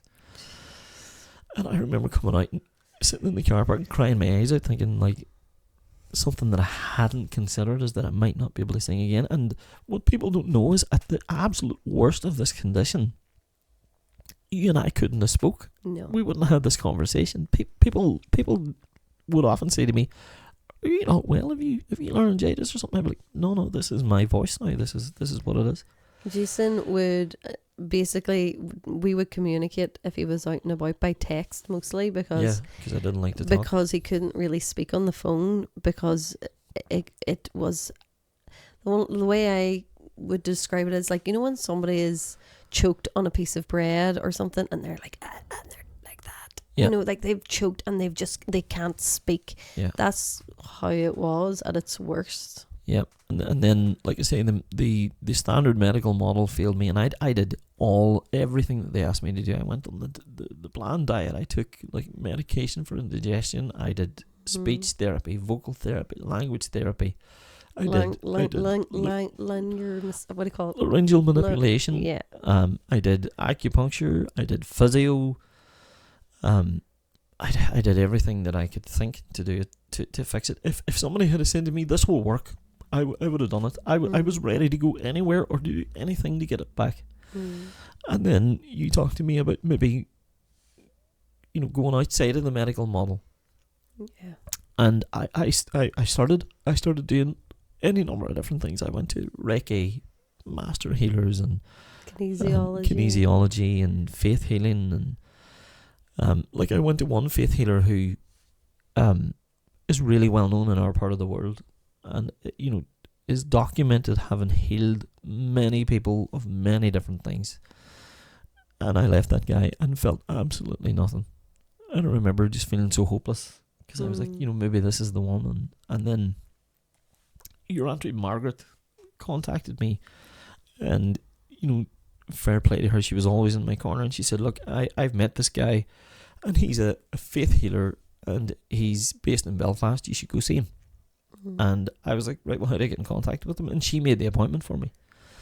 And we drove to Belfast, and it was to meet this guy called John Gillespie, who has since passed away, God rest him. And I remember we were meeting in the back sacristy of a chapel in Belfast, and you were in the car waiting for me. I went in, and I don't know what I was expecting. I was expecting pure gravitas and charisma and presence, but this wee Donegal fisherman walked out. And he says to me, wee farmer, and he says to me, what the fuck's going on with me anyway? And this is the way he talked. And I was like, "Sir, you can't be talking like that there. We're in a chapel." He's like, "I'll fucking talk any the way I want, right?" He was, "I'll take a fucking seat there, and we'll see what's going on here." And I started talking to him and told him my story, and after a while he put his hands on me for like 10 seconds on my head, and he sat down and he went, "Right, son, it's like this. I'm not going to heal you here." And I was like, "Brilliant. Fucking wasted trip to Belfast." And he was like, no, you misunderstand me. He says, "Nobody else is going to heal you on this journey. It's going to have to be you." And I was like, "Right, okay, can you explain what you mean?" And he says, "Well, look," he says, "let me put it to you like this." He says, if you were sitting eating your dinner, watching EastEnders in front of your TV, and a big fuck off rat comes in and sits up on your couch," he says, "would you just hand it a chicken drumstick and say, 'Eat a bit of food there and watch this here with me? You're welcome.'" He says, "Would you fuck?" It was all you would put down your dinner and you would kick that fucking rat out the door. And he says, that's how you have to look at this illness. This problem that you have has no fucking place in your body. He says, you need to command it out of you now. And he says, say, "I command you to leave my body. You were not invited in here. How the fuck did you get in? Get out the fuck." And that's the way this guy talked. Like, he was as plain speaking as it came. But he also talked about ancestral trauma, which is I'd heard you talking about epigenetics and genealogy and stuff like this. But this guy talked about it on a very practical level. He said to me, he says, "I'm getting a couple of things." He says, "First of all," he says, you have breathing problems. You have problems with your lungs." And I was like, "Well, I have like hay fever and allergies to cats and stuff like that there." And he was like, "Yeah." So he says, "That stems from," he says, "somebody, I believe on your father's side," he says, "far back lineage that drowned." He says, "I don't know how they drowned. I don't know the story behind it." So I was like, "Well, could have done. I have no idea." And he says, "Well, go home and speak to your mother and father about it. They'll know." And then he said, "Second thing is," he says, "you have a problem with your midsection here." He says, "I don't know what it is." He says, "But there's a problem there." Now, years later, we find out it's a hernia, an umbilical hernia. So he predicted that. And he said, the problem with that one, he says, that's a weird one. He says, somebody was stabbed in your family. And I was like, again, could have been did, but I've never heard this story. Like, so he says, again, go and speak to your parents. But the most important thing that he said to me was, he says, your birth, there's something to do with your birth. he says, was not a normal birth. Now, I knew roughly that there was a problem at my birth.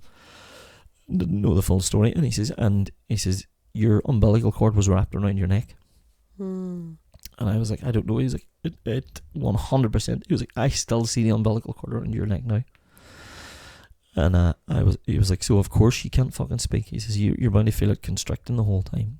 And I was like, right. I just don't know. He's like, go home and speak to your parents. And he says, whatever this is, he says, you need to shift that. You need to remove that. You need to get that out of your body. So we left that guy and drove down the road to my mum and dad. And mum's sitting, you know, all full of the springs of joys of spring. and wants to know, well, how was that? You know, my sitting kettle at the ready. And I'm like, right, so we need to talk about a couple of things. I was like, first of all, did I have a relative far back that drowned him? I was like, jeez, I don't know. You need to ask your dad. And Dad was out in the shade and he came in and I asked him, and Dad was like, no, I don't know what the relative was. I can't even remember, but Dad was able to tell me that one of my far back relatives, it might have been a great-grandfather, great-great-grandfather, died while his wife was pregnant with somebody else or something like that. And he drowned in a well. And I was like, right, okay. I was like, well then, was anybody ever stabbed? And I was all, stabbed? No, fuck no, like. And then your mum ate it? It was Granny. Yeah. Granny said, well actually, and again it was on my father's side, but I think it was Granny's line. A farmer had been gored by a piece of farming machinery. Now he lived, but it was this stomach trauma. It apparently went straight through him. And that, like, you didn't have a hernia then. No. But, like, so what you don't know is Jason actually only coming on a year ago. Yeah, 1 year ago. Went through surgery for a hernia. An umbilical hernia, yeah. And that umbilical hernia, which I find very interesting too. Yeah. And that hernia was as big as a melon, was it? Yeah, it started off as a 10 pence piece size thing, which if they had corrected it at that time would have been fine. Yeah. But again, the Western Medical Model and National Health Service are just so overwhelmed that it took 7 years. So it went from that size to being the size of a melon. Yeah.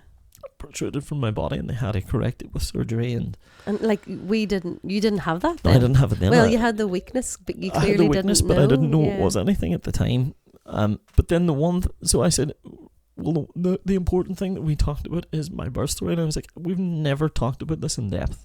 So I want to know the story from start to finish. So Mum and Dad started telling me the story. So at 8 months pregnant with me, my mum felt like something was wrong. And went to her doctor and said, there's something fucking wrong here. And the doctor was like, you're just stressed out. Go take 2 paracetamol and go to your bed. Like, Mum goes home, gets to her bed, doesn't sleep a wink that night, and says to my dad, there's something wrong. And Dad's like, right, well, look, if you need me, ring me at work. And Dad comes home that night, 5 o'clock at night, and finds my mum on the stairs. And Dad says it looked like Mum had been dipped in red paint from her waist down. She was bleeding out. And so no phones, no means of getting a hold of anybody. No mobiles. No mobiles or anything like that. And they're in the middle of nowhere in the country. Dad, they pile into the car. Dad speeds down the road to the hospital. They get to the hospital. Dad walks in with Mum in his arm and is calling. He's like, we need help here. And this nurse said to Dad, she was like, I'll get to you now in a minute. She wasn't looking at Mum. Dad was like, would you come and look at my fucking wife? She's bleeding to death. Right? And the woman turned around and Dad says, the nurse went, oh, Jesus Christ. And with that, there's like 3 or 4 nurses around Mum. They put her in a wheelchair and they wheel her off, and Dad's like running after them. And the nurse says to Dad, go in here. There's a wee door in here. Go in there and you can sit in there. There's a seat there. And it was under a staircase in the hospital. And this is at the time when you can smoke in a hospital, which is so fucking mad when you think about it. And at the time, Dad smoked a lot. And he says that one cigarette was not out before the next one was lit. He was just chain smoking. And he was on his own too, wasn't he? Yeah, he was completely alone. And again, no mobiles to let anybody know what had happened. He rang my grandfather to tell him that something was wrong and that they were down at the hospital, but that was using a payphone in the hospital. And like several hours later, a doctor comes out and he says to Dad, look, they're both in jeopardy here. And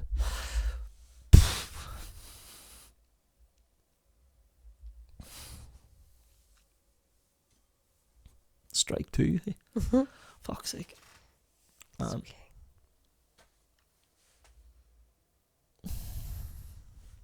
So he said that I have a form you need to fill in here. And I was like, well, what does it say? He says, it says that it's you authorising me to do an emergency procedure. Because they're both dying. Fuck. Thank God for them fucking tissues. And I was like, can you explain to me what's going on? I don't understand what's going on. And he said, what I'm telling you now is, if I don't do this surgery in 1 hour, within 1 hour, both your wife and child are dead. And the form was to basically say that they were going to go on and do an emergency cesarean, but that if anything happened, they would prioritise the child. So, in the worst case scenario, it lost both of us, but there was a strong possibility that I would live and Mum would die. So I signed the form, of course. I was like, fucking do what you need to do. Like, and so he had to sit there for another fucking 2 hours. Why that's getting to me is it's just like, that was 23 years of age. Jesus. Like,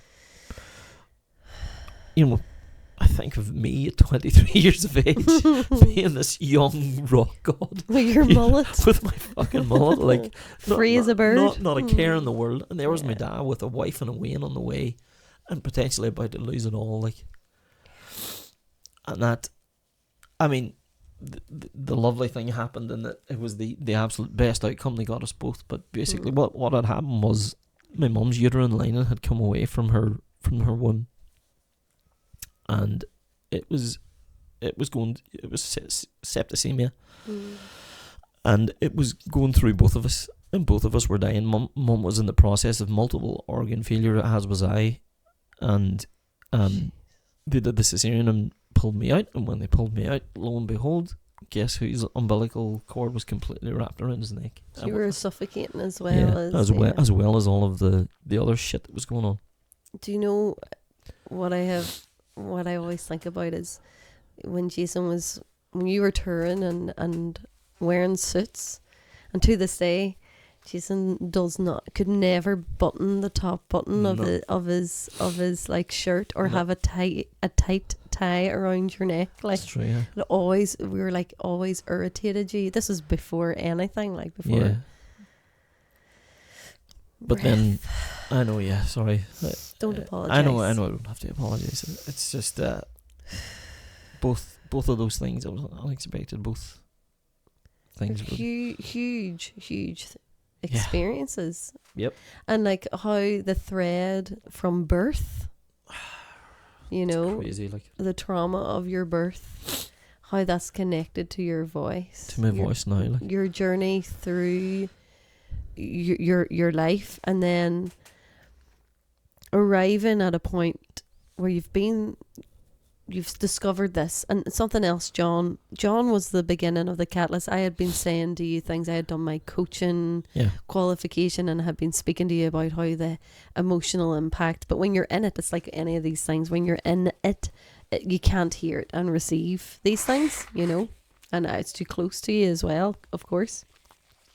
But John was the first person who actually said to you about how the impact of all these people in your life and the emotional, and that when he was chanting about the rat and he said about the condition, but he was saying to you about getting rid of all the negative people. He called them scum. He says any scum that you have allowed in, he was like, these are scumbags. It was like, and they have no place around you. You know, and if you think about it purely from an energetic point of view, I was not speaking my mind. I was not speaking what was sitting on my body. Yeah. When those people were saying to me, you know, your trousers are too tight, I should have went, fuck off. Mind your own fucking business. Or you should dye your hair. It was like, you should fucking grow some. Fuck off. You know, it's like, I was so diminished, not undermined, and I felt so powerless that I was afraid to speak my mind. Yeah. And fear paralyzed me. You know what I mean? And You were emasculated. Oh, absolutely, yeah. And in lots of ways. Through this journey now since then, I mean, John Gillespie was the catalyst for massive change in my life. Yeah.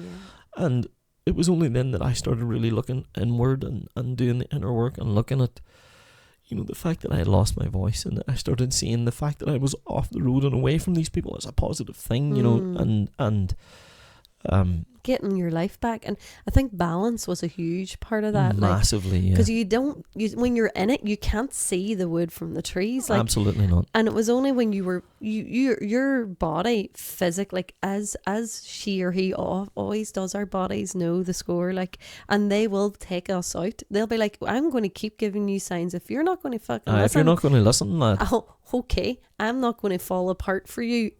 And I will create falling apart for you to actually take care of me. And so your body made you listen. And it was only, I remember now the first 6 months to a year were really hard for you, hard, obviously. It's an inner journey. But for sure. But within a matter of months, you were like, holy crap, I can go to... Is this life now?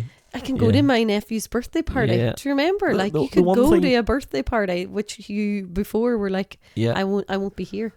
I missed so much. When I think of the things that I missed as a result, and I would, this is how ridiculous the management was. I would say, listen, my cousin's wedding is coming up on this date. Do not take a gig for it. Mm. And then 2 weeks before the wedding's due to happen, he was like, so we're doing this gig. And I was like, no man, I told you we're not taking that gig. I'm at a wedding. He was like, well, I can't cancel it now, they'll never give us another booking. And I was just like, oh fuck. So manipulation, the amount of stuff that I missed was terrible. But then you got your life back. Now balance. To this day, there are certain roads in Ireland that when I'm on them, I'd be like, the very thought of this turns my stomach. The amount of nights that I was coming up that road feeling hungry and tired, and my two arms were the one length, as they would say. I hadn't made a dime, and chasing the red light home. Chasing the red light home was the absolute peak worst thing that happened. Yeah. And I remember just being so fucking powerless, and I mean, howling at the ether, It was there always is the breaking point, isn't there? That is the falling apart, which created the fall, where you actually started coming together. Yeah. I know it was a massive rite of passage and massive initiation going through losing your voice, but what it has brought you to today. Yeah, for sure. And it's hard to see that learning at the time. Like you say, you're never going to see the wood from the trees. It's, at the time it was a hard pill to swallow, for want of a better term. But then with certain inner work and certain other modalities, then, I did the work, and all of a sudden parts of me started coming back. You rediscover parts of yourself. And what one healing modality or saying or really changed your trajectory of your healing journey? Although John Gillespie was the catalyst for me to start looking inward, the practice that I learned there was almost an instant effect was Wim Hof breathwork. For those who don't know Wim Hof's this guy who created his own breathwork modality, and he created it in such a way that you alter your physiology. This guy, he's known as the Iceman. It's all about ice baths, and you mix cold water with the breathwork, and you'll see these profound changes in your life and your physiology. And I discovered him when he wasn't a buzzword. Now everybody and their granny does breathwork. You know what I mean? But at that time, it's 10 years ago. I was coming up from another job that I had, which was high stress and antisocial at the time. And I was coming up from that one of the properties that we managed, and I would listen to podcasts on the journeys, because podcasts had just become a thing. And this was the job you were in after you had left leaving the music. Yeah, so it was fucking out of the frying pan into the fire, dealing with another fucking narcissist and absolute insanity. Just, but again, I was just so downtrodden that I was like, anything's going to be better than what I was dealing with. Yeah, you know what I mean?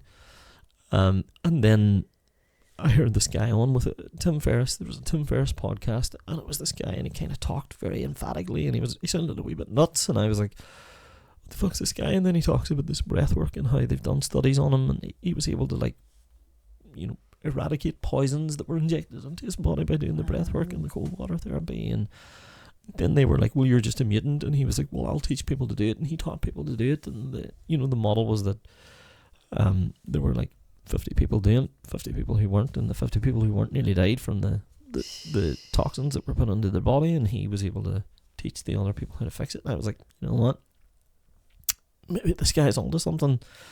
Spent several weeks, never heard from this guy again.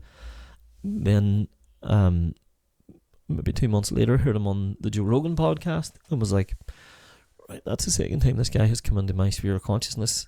Maybe there's something to this. So I started the breathwork model, downloaded the app and paid for the breathwork and started it. And within 6 weeks, almost to the day, going from not being able to speak, I was sitting in this room, which is now very beautiful, but at the time it was just like a spare room where I came to fucking mess about with some music, and there was like spare duvets and all the spare furniture was thrown into it, and I plugged in my guitar and I sat singing, and I sang, and I remember you coming to the door and crying because you were like, what the fuck has just happened? Because I was able to sing.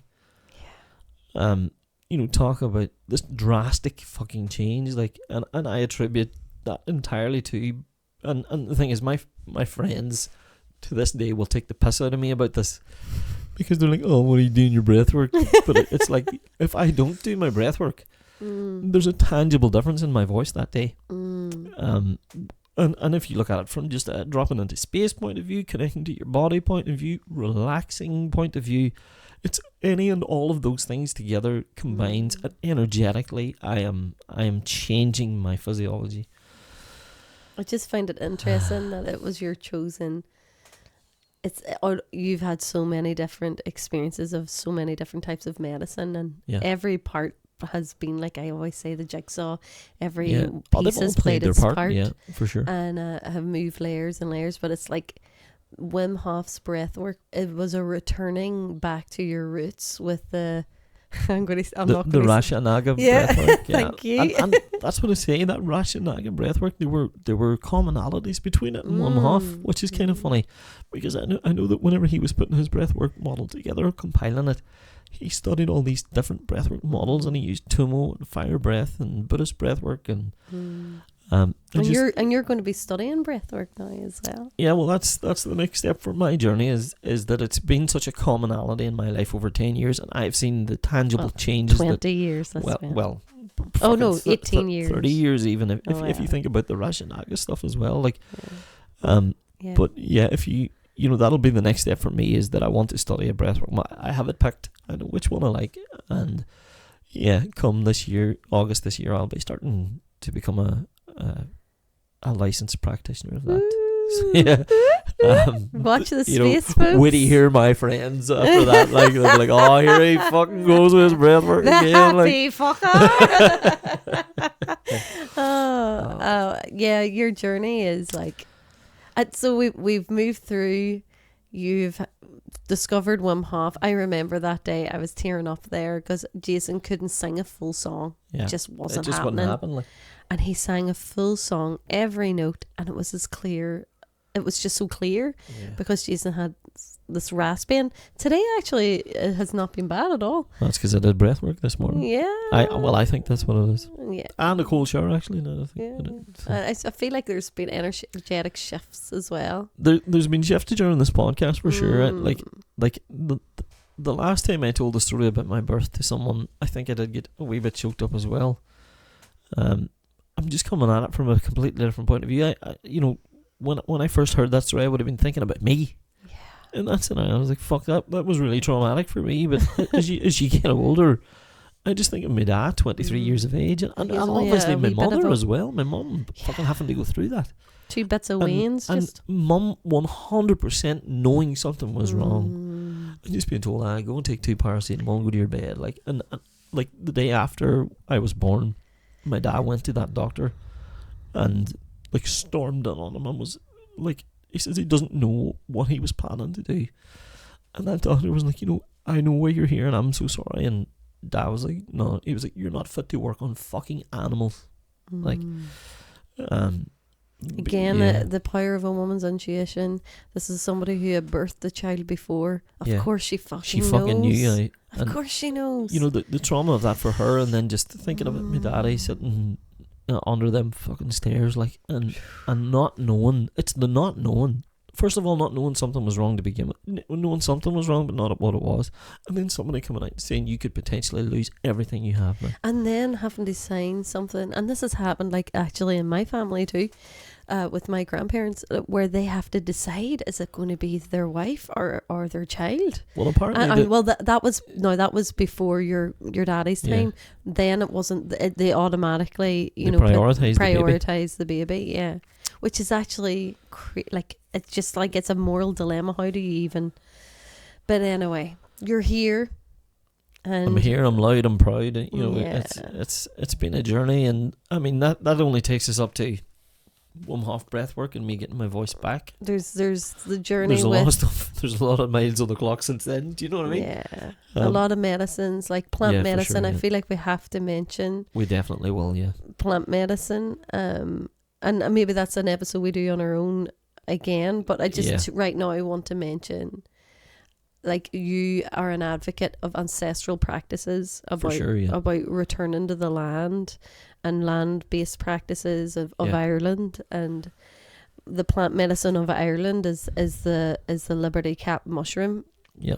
And so mushrooms are a medicine that you and I are both passionate about the power of, and thank goodness there's been movement now in mainstream medicine and working with psychotherapy, that the clinical trials are now happening with MDMA for PTSD, and also for psilocybin for trauma as well. It's happening, for those of you in Ireland, it's happening in both Dublin and Belfast currently, and there's been fantastic results. So, our ancestors knew what they were at, of course. And thousands of years some old person practice. who couldn't tax it came along and was like, we can't tax that, make it illegal. It's but it is a medicine, and therefore it is I am very passionate as somebody that believes in you have to be a keeper of that wisdom, and that you protect the medicine. It's to be respected, for sure. Yes, it's like any medicine.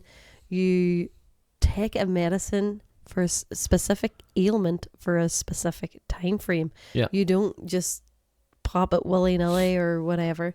So space, setting. But the reason, anyway, we'll talk about that in another episode with somebody who works specifically with plant medicine. Correct, yeah. But for today, just to bring it to your episode to a close, just because I'm aware that we are coming to the end of the conversation for this part of the conversation. This so chapter, the other part, I know I'm blessed to be your wife, so I know that the yes, other... you are. Yes, I am. The other part blessed. of your journey that was huge was a journey with psilocybin. My singular experience with it. Mm-hmm. One and only. Singular experience, and it changed my entire outlook on things. I had a pretty profound fear of death for some reason. For some reason. So we know why. You've had suicide, there's been traumatic deaths, all this within the family. From a young age, so you've had it.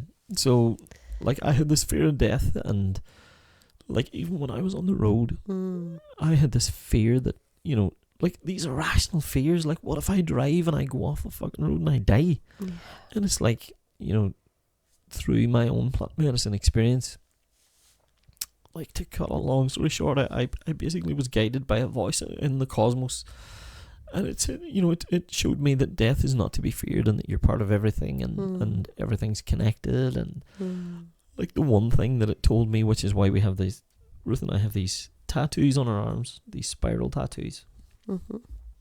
I was told, whilst seeing a spiraling galaxy with stars shooting and connecting to each other and everything, a woman's voice kept saying to me, open your mouth. Do not be afraid to open your mouth. Now, at the time, I was taking it very literally and being like, but integration of that has been a lesson that if I'd have known that when I went into the music business, there's a good possibility that I wouldn't have put up with any of that shit. But it was all meant to be part of the journey. There's a reason why I had to go through that to get to here now, and I'm excited about where the journey takes me further now. It's exciting. I'm excited for the work that's coming, because we've talked to lots of different people, and for sure. There's Jason is here as the first man on the panel. First man on earth. For me, yes. But the first, thank you for being my first male co-host. Well, thank you for having me, and thank you for your question pulled at stuff there that I didn't expect to pull out there. So it's been I'm going to have to go away and do a wee bit more on our work. Yeah, sure. You know? It's a constant journey, isn't Absolutely, it? And it's softening into knowing that it's okay to feel whatever's there. And for sure, there's layers and layers and layers, and we'll be peeling them off until the day that we die. But just thank you for your bravery and courage in this whole journey, you know, and for bringing us here. Well, thank you for being there for it as well. Like, I know, like, I don't say it lightly. I could not have navigated things the way I've navigated them without, my wider family circle and my friends and stuff, but without you, I don't think it would have, it definitely wouldn't have panned out the way it has. You know, I'm thankful for the journey now. There was a long time, like you say, in the first year, probably I resented every fucking mile of it, you know. I hated my life. I was like, what the fuck has happened here? Why has this happened to me? But there has been teaching in it, there's been lessons, and there's been illumination in it, which is lessons and blessings. Absolutely, yeah. Lessons and blessings, and like it was all meant to be, because absolutely, like the journey you have been on and the impact that has had for even just in our, like, for our nieces and nephews, and like and that's like the immediate circle, but there's been so many young men Jason and I have been blessed to both work with on that more spiritual, emotional journey, and like it's been inspirational for them, because it's like, oh, you know, and the reason we share these stories is to say and show that all of us have a journey, all of us have our hurdles, all of us have our moments where we feel like things are falling apart, but hopefully you will have heard that it's actually things are coming together, you know, and this is it right here. Things work out precisely as they mean to. Like, that's, you know, nothing. There's no such thing as the wrong time. Everything is on time, and it's divinely meant. A wizard is never late, Mr. Frodo. That's me. I'm never late. So before we close, I asked you what was I already asked, but you know, what is a method or a practice that has been most illuminating for you in your healing journey? I just went down into the whole breathwork thing. No, but that's so it's breathwork. I say I like to resource everyone, so obviously your stories resourcing them. If you had a practical resource in relation to the breath work that you could share before we finish, what would it be? Yeah, so I have two that I use regularly. Two very simple things. The first one is box breath, which I'm sure a lot of people have heard of. Box breathing. So you imagine a box, sorry, a square, 4 lines, and basically you, for the first line in the box, the top line, you're breathing in. So you breathe in, and at the top of the breath you hold. So as long as you've taken the breath, if it's 5 seconds, you hold for 5 seconds. So you're breathing in, hold, and let it go down to count to 5 seconds, 4, 5, and then breathe out for 5 seconds. And just nice and controlled, nice and slow. And then hold for 5 seconds. And then 3, 4, 5. And inhale and repeat the process. So you're drawing the line in your mind. That's how I do it. I don't know how everyone else does it, but that makes sense for me as a visual person. So one line is the inhale, one line is the hold, one line is the exhale, one line is the hold, and then just rinse and repeat.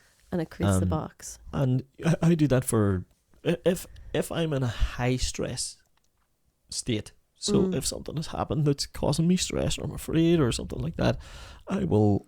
If the situation permits it, take that second and just, you could be experiencing the thing and you could be hearing things and stuff, but you can just center yourself and just imagine the box and just do that breathing for, so if you do it 3 times, that's a minute's worth of breath. So I do it 9 times. Okay. So, and that's 3 minutes, and 3 minutes of that kind of breathing is enough to alter your physiological state. So your body goes, all right, is it okay? Are we okay here? Yeah. Are we chilled? So it starts releasing all the good chemicals. You relax a wee bit, and then literally that stressor that's in front of you it doesn't really have it doesn't have as much potency. Okay. And the second thing that I do, I don't know the name of it, but it's an additional breath. So when you breathe in, to the height of the breath, you breathe in, and then at the top of the breath, you let a really quick sniff in. So say you go,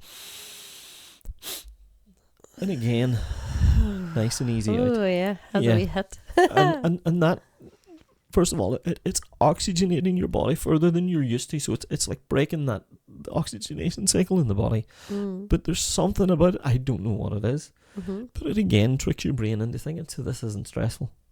So that's a well-known one, and that's the two that I would use on a daily, not a daily basis, but a common basis. If something happened, like if I'm like getting angry in traffic, it's like, right, you need to fucking chill out here. Like don't let your temper lose you again. So I just do the box breathing for a minute. So that's the two. When Bill Burr is starting to show he's there all the time. He's idling at 60 the whole time. We jack out of The Incredibles when it's like the hair goes on fire. You're like, okay, box breath. Mr. Angry from In and Out. Inside Out, sorry. Like Mr. Tractor Man is just moving thither along at 5 miles an hour, making me lose my fucking mind. Oh, excuse me. Well, thank you for those two. And we always finish with a card pull. So today's deck is called Soul Truth Awareness, Self-Awareness Card Deck, Daily Questions That Will Transform Your Life by Brienne Hovey. And that's the deck there. And I just love, that this is the card that we pulled. So I shuffled and Jason pulled. And I just feel like shuffle pull. It speaks perfectly to what today. I haven't read the message on the back of it, but there just alone, so there's always a main message which Jason will show if you're watching, which is what do I resist feeling right now? And like your whole journey is about resistance to feeling. So for sure, yeah. Okay, I hope this lands for you as a listener and watcher. We have to feel it to heal it. This is amazing. In order to let go of pain, we first have to honor its existence. Emotions are like waves. Some are soft, some are fierce, some are layered, and some will sweep you off your feet. When we allow ourselves to feel it all, we can then release what no longer serves us. So today's soul action for you now is: allow yourself to feel this wave. Let it move through you, no matter how long it lasts. Then release it back into the ocean. Feel it, heal it, enjoy the sweet freedom within your soul. That's class. Ooh. Yeah, like an emotion is not a singular state. It comes and goes like the waves. Very so powerful. Just allow yourself to feel it, and then it won't build and build and build and build until it overflows. Cool. And one last thing to mention before we go is that I am offering a free gift to anyone who would like to participate, and it's called the Awakening Activation, and it's taking place on the 6th of the 6th 25, the 6th of June 25, and you can join the Awakening Activation through a Facebook group. So or you can private message on Spotify or on Instagram to be brought into the group.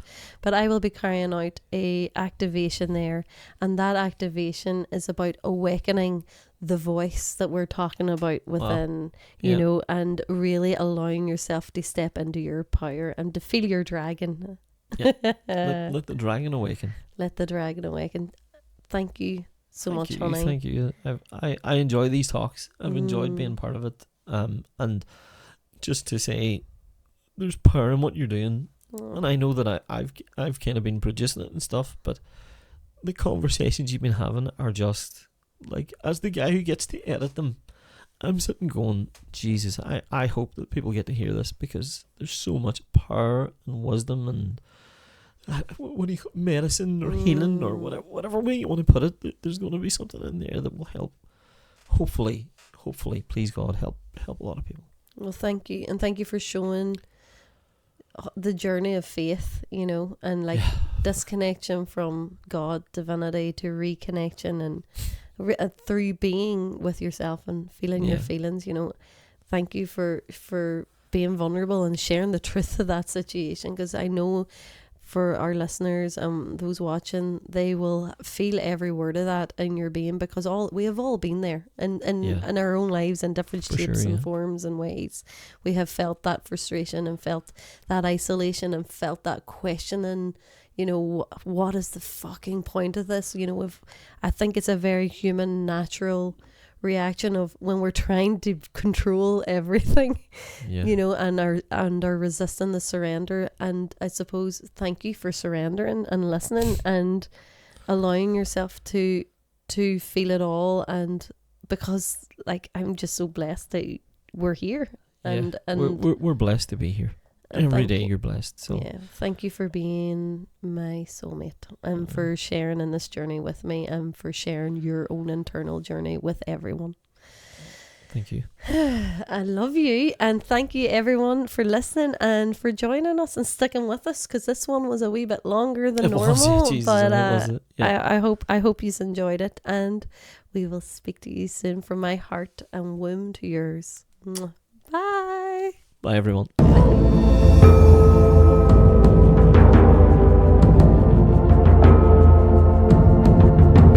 Thank you so much for watching the podcast and sticking around to the end. I am so excited to share with you about the awakening activation. You were never meant to stay hidden. You were born to shine, to set fires with your voice, to walk as the queen that you are. On the 6th of the 6th, 25, we are going to remember that. We rise together and we reclaim the fire that they told us to tame. Join the awakening activation. Your soul has been waiting for this moment. Click the link and I'll see you inside.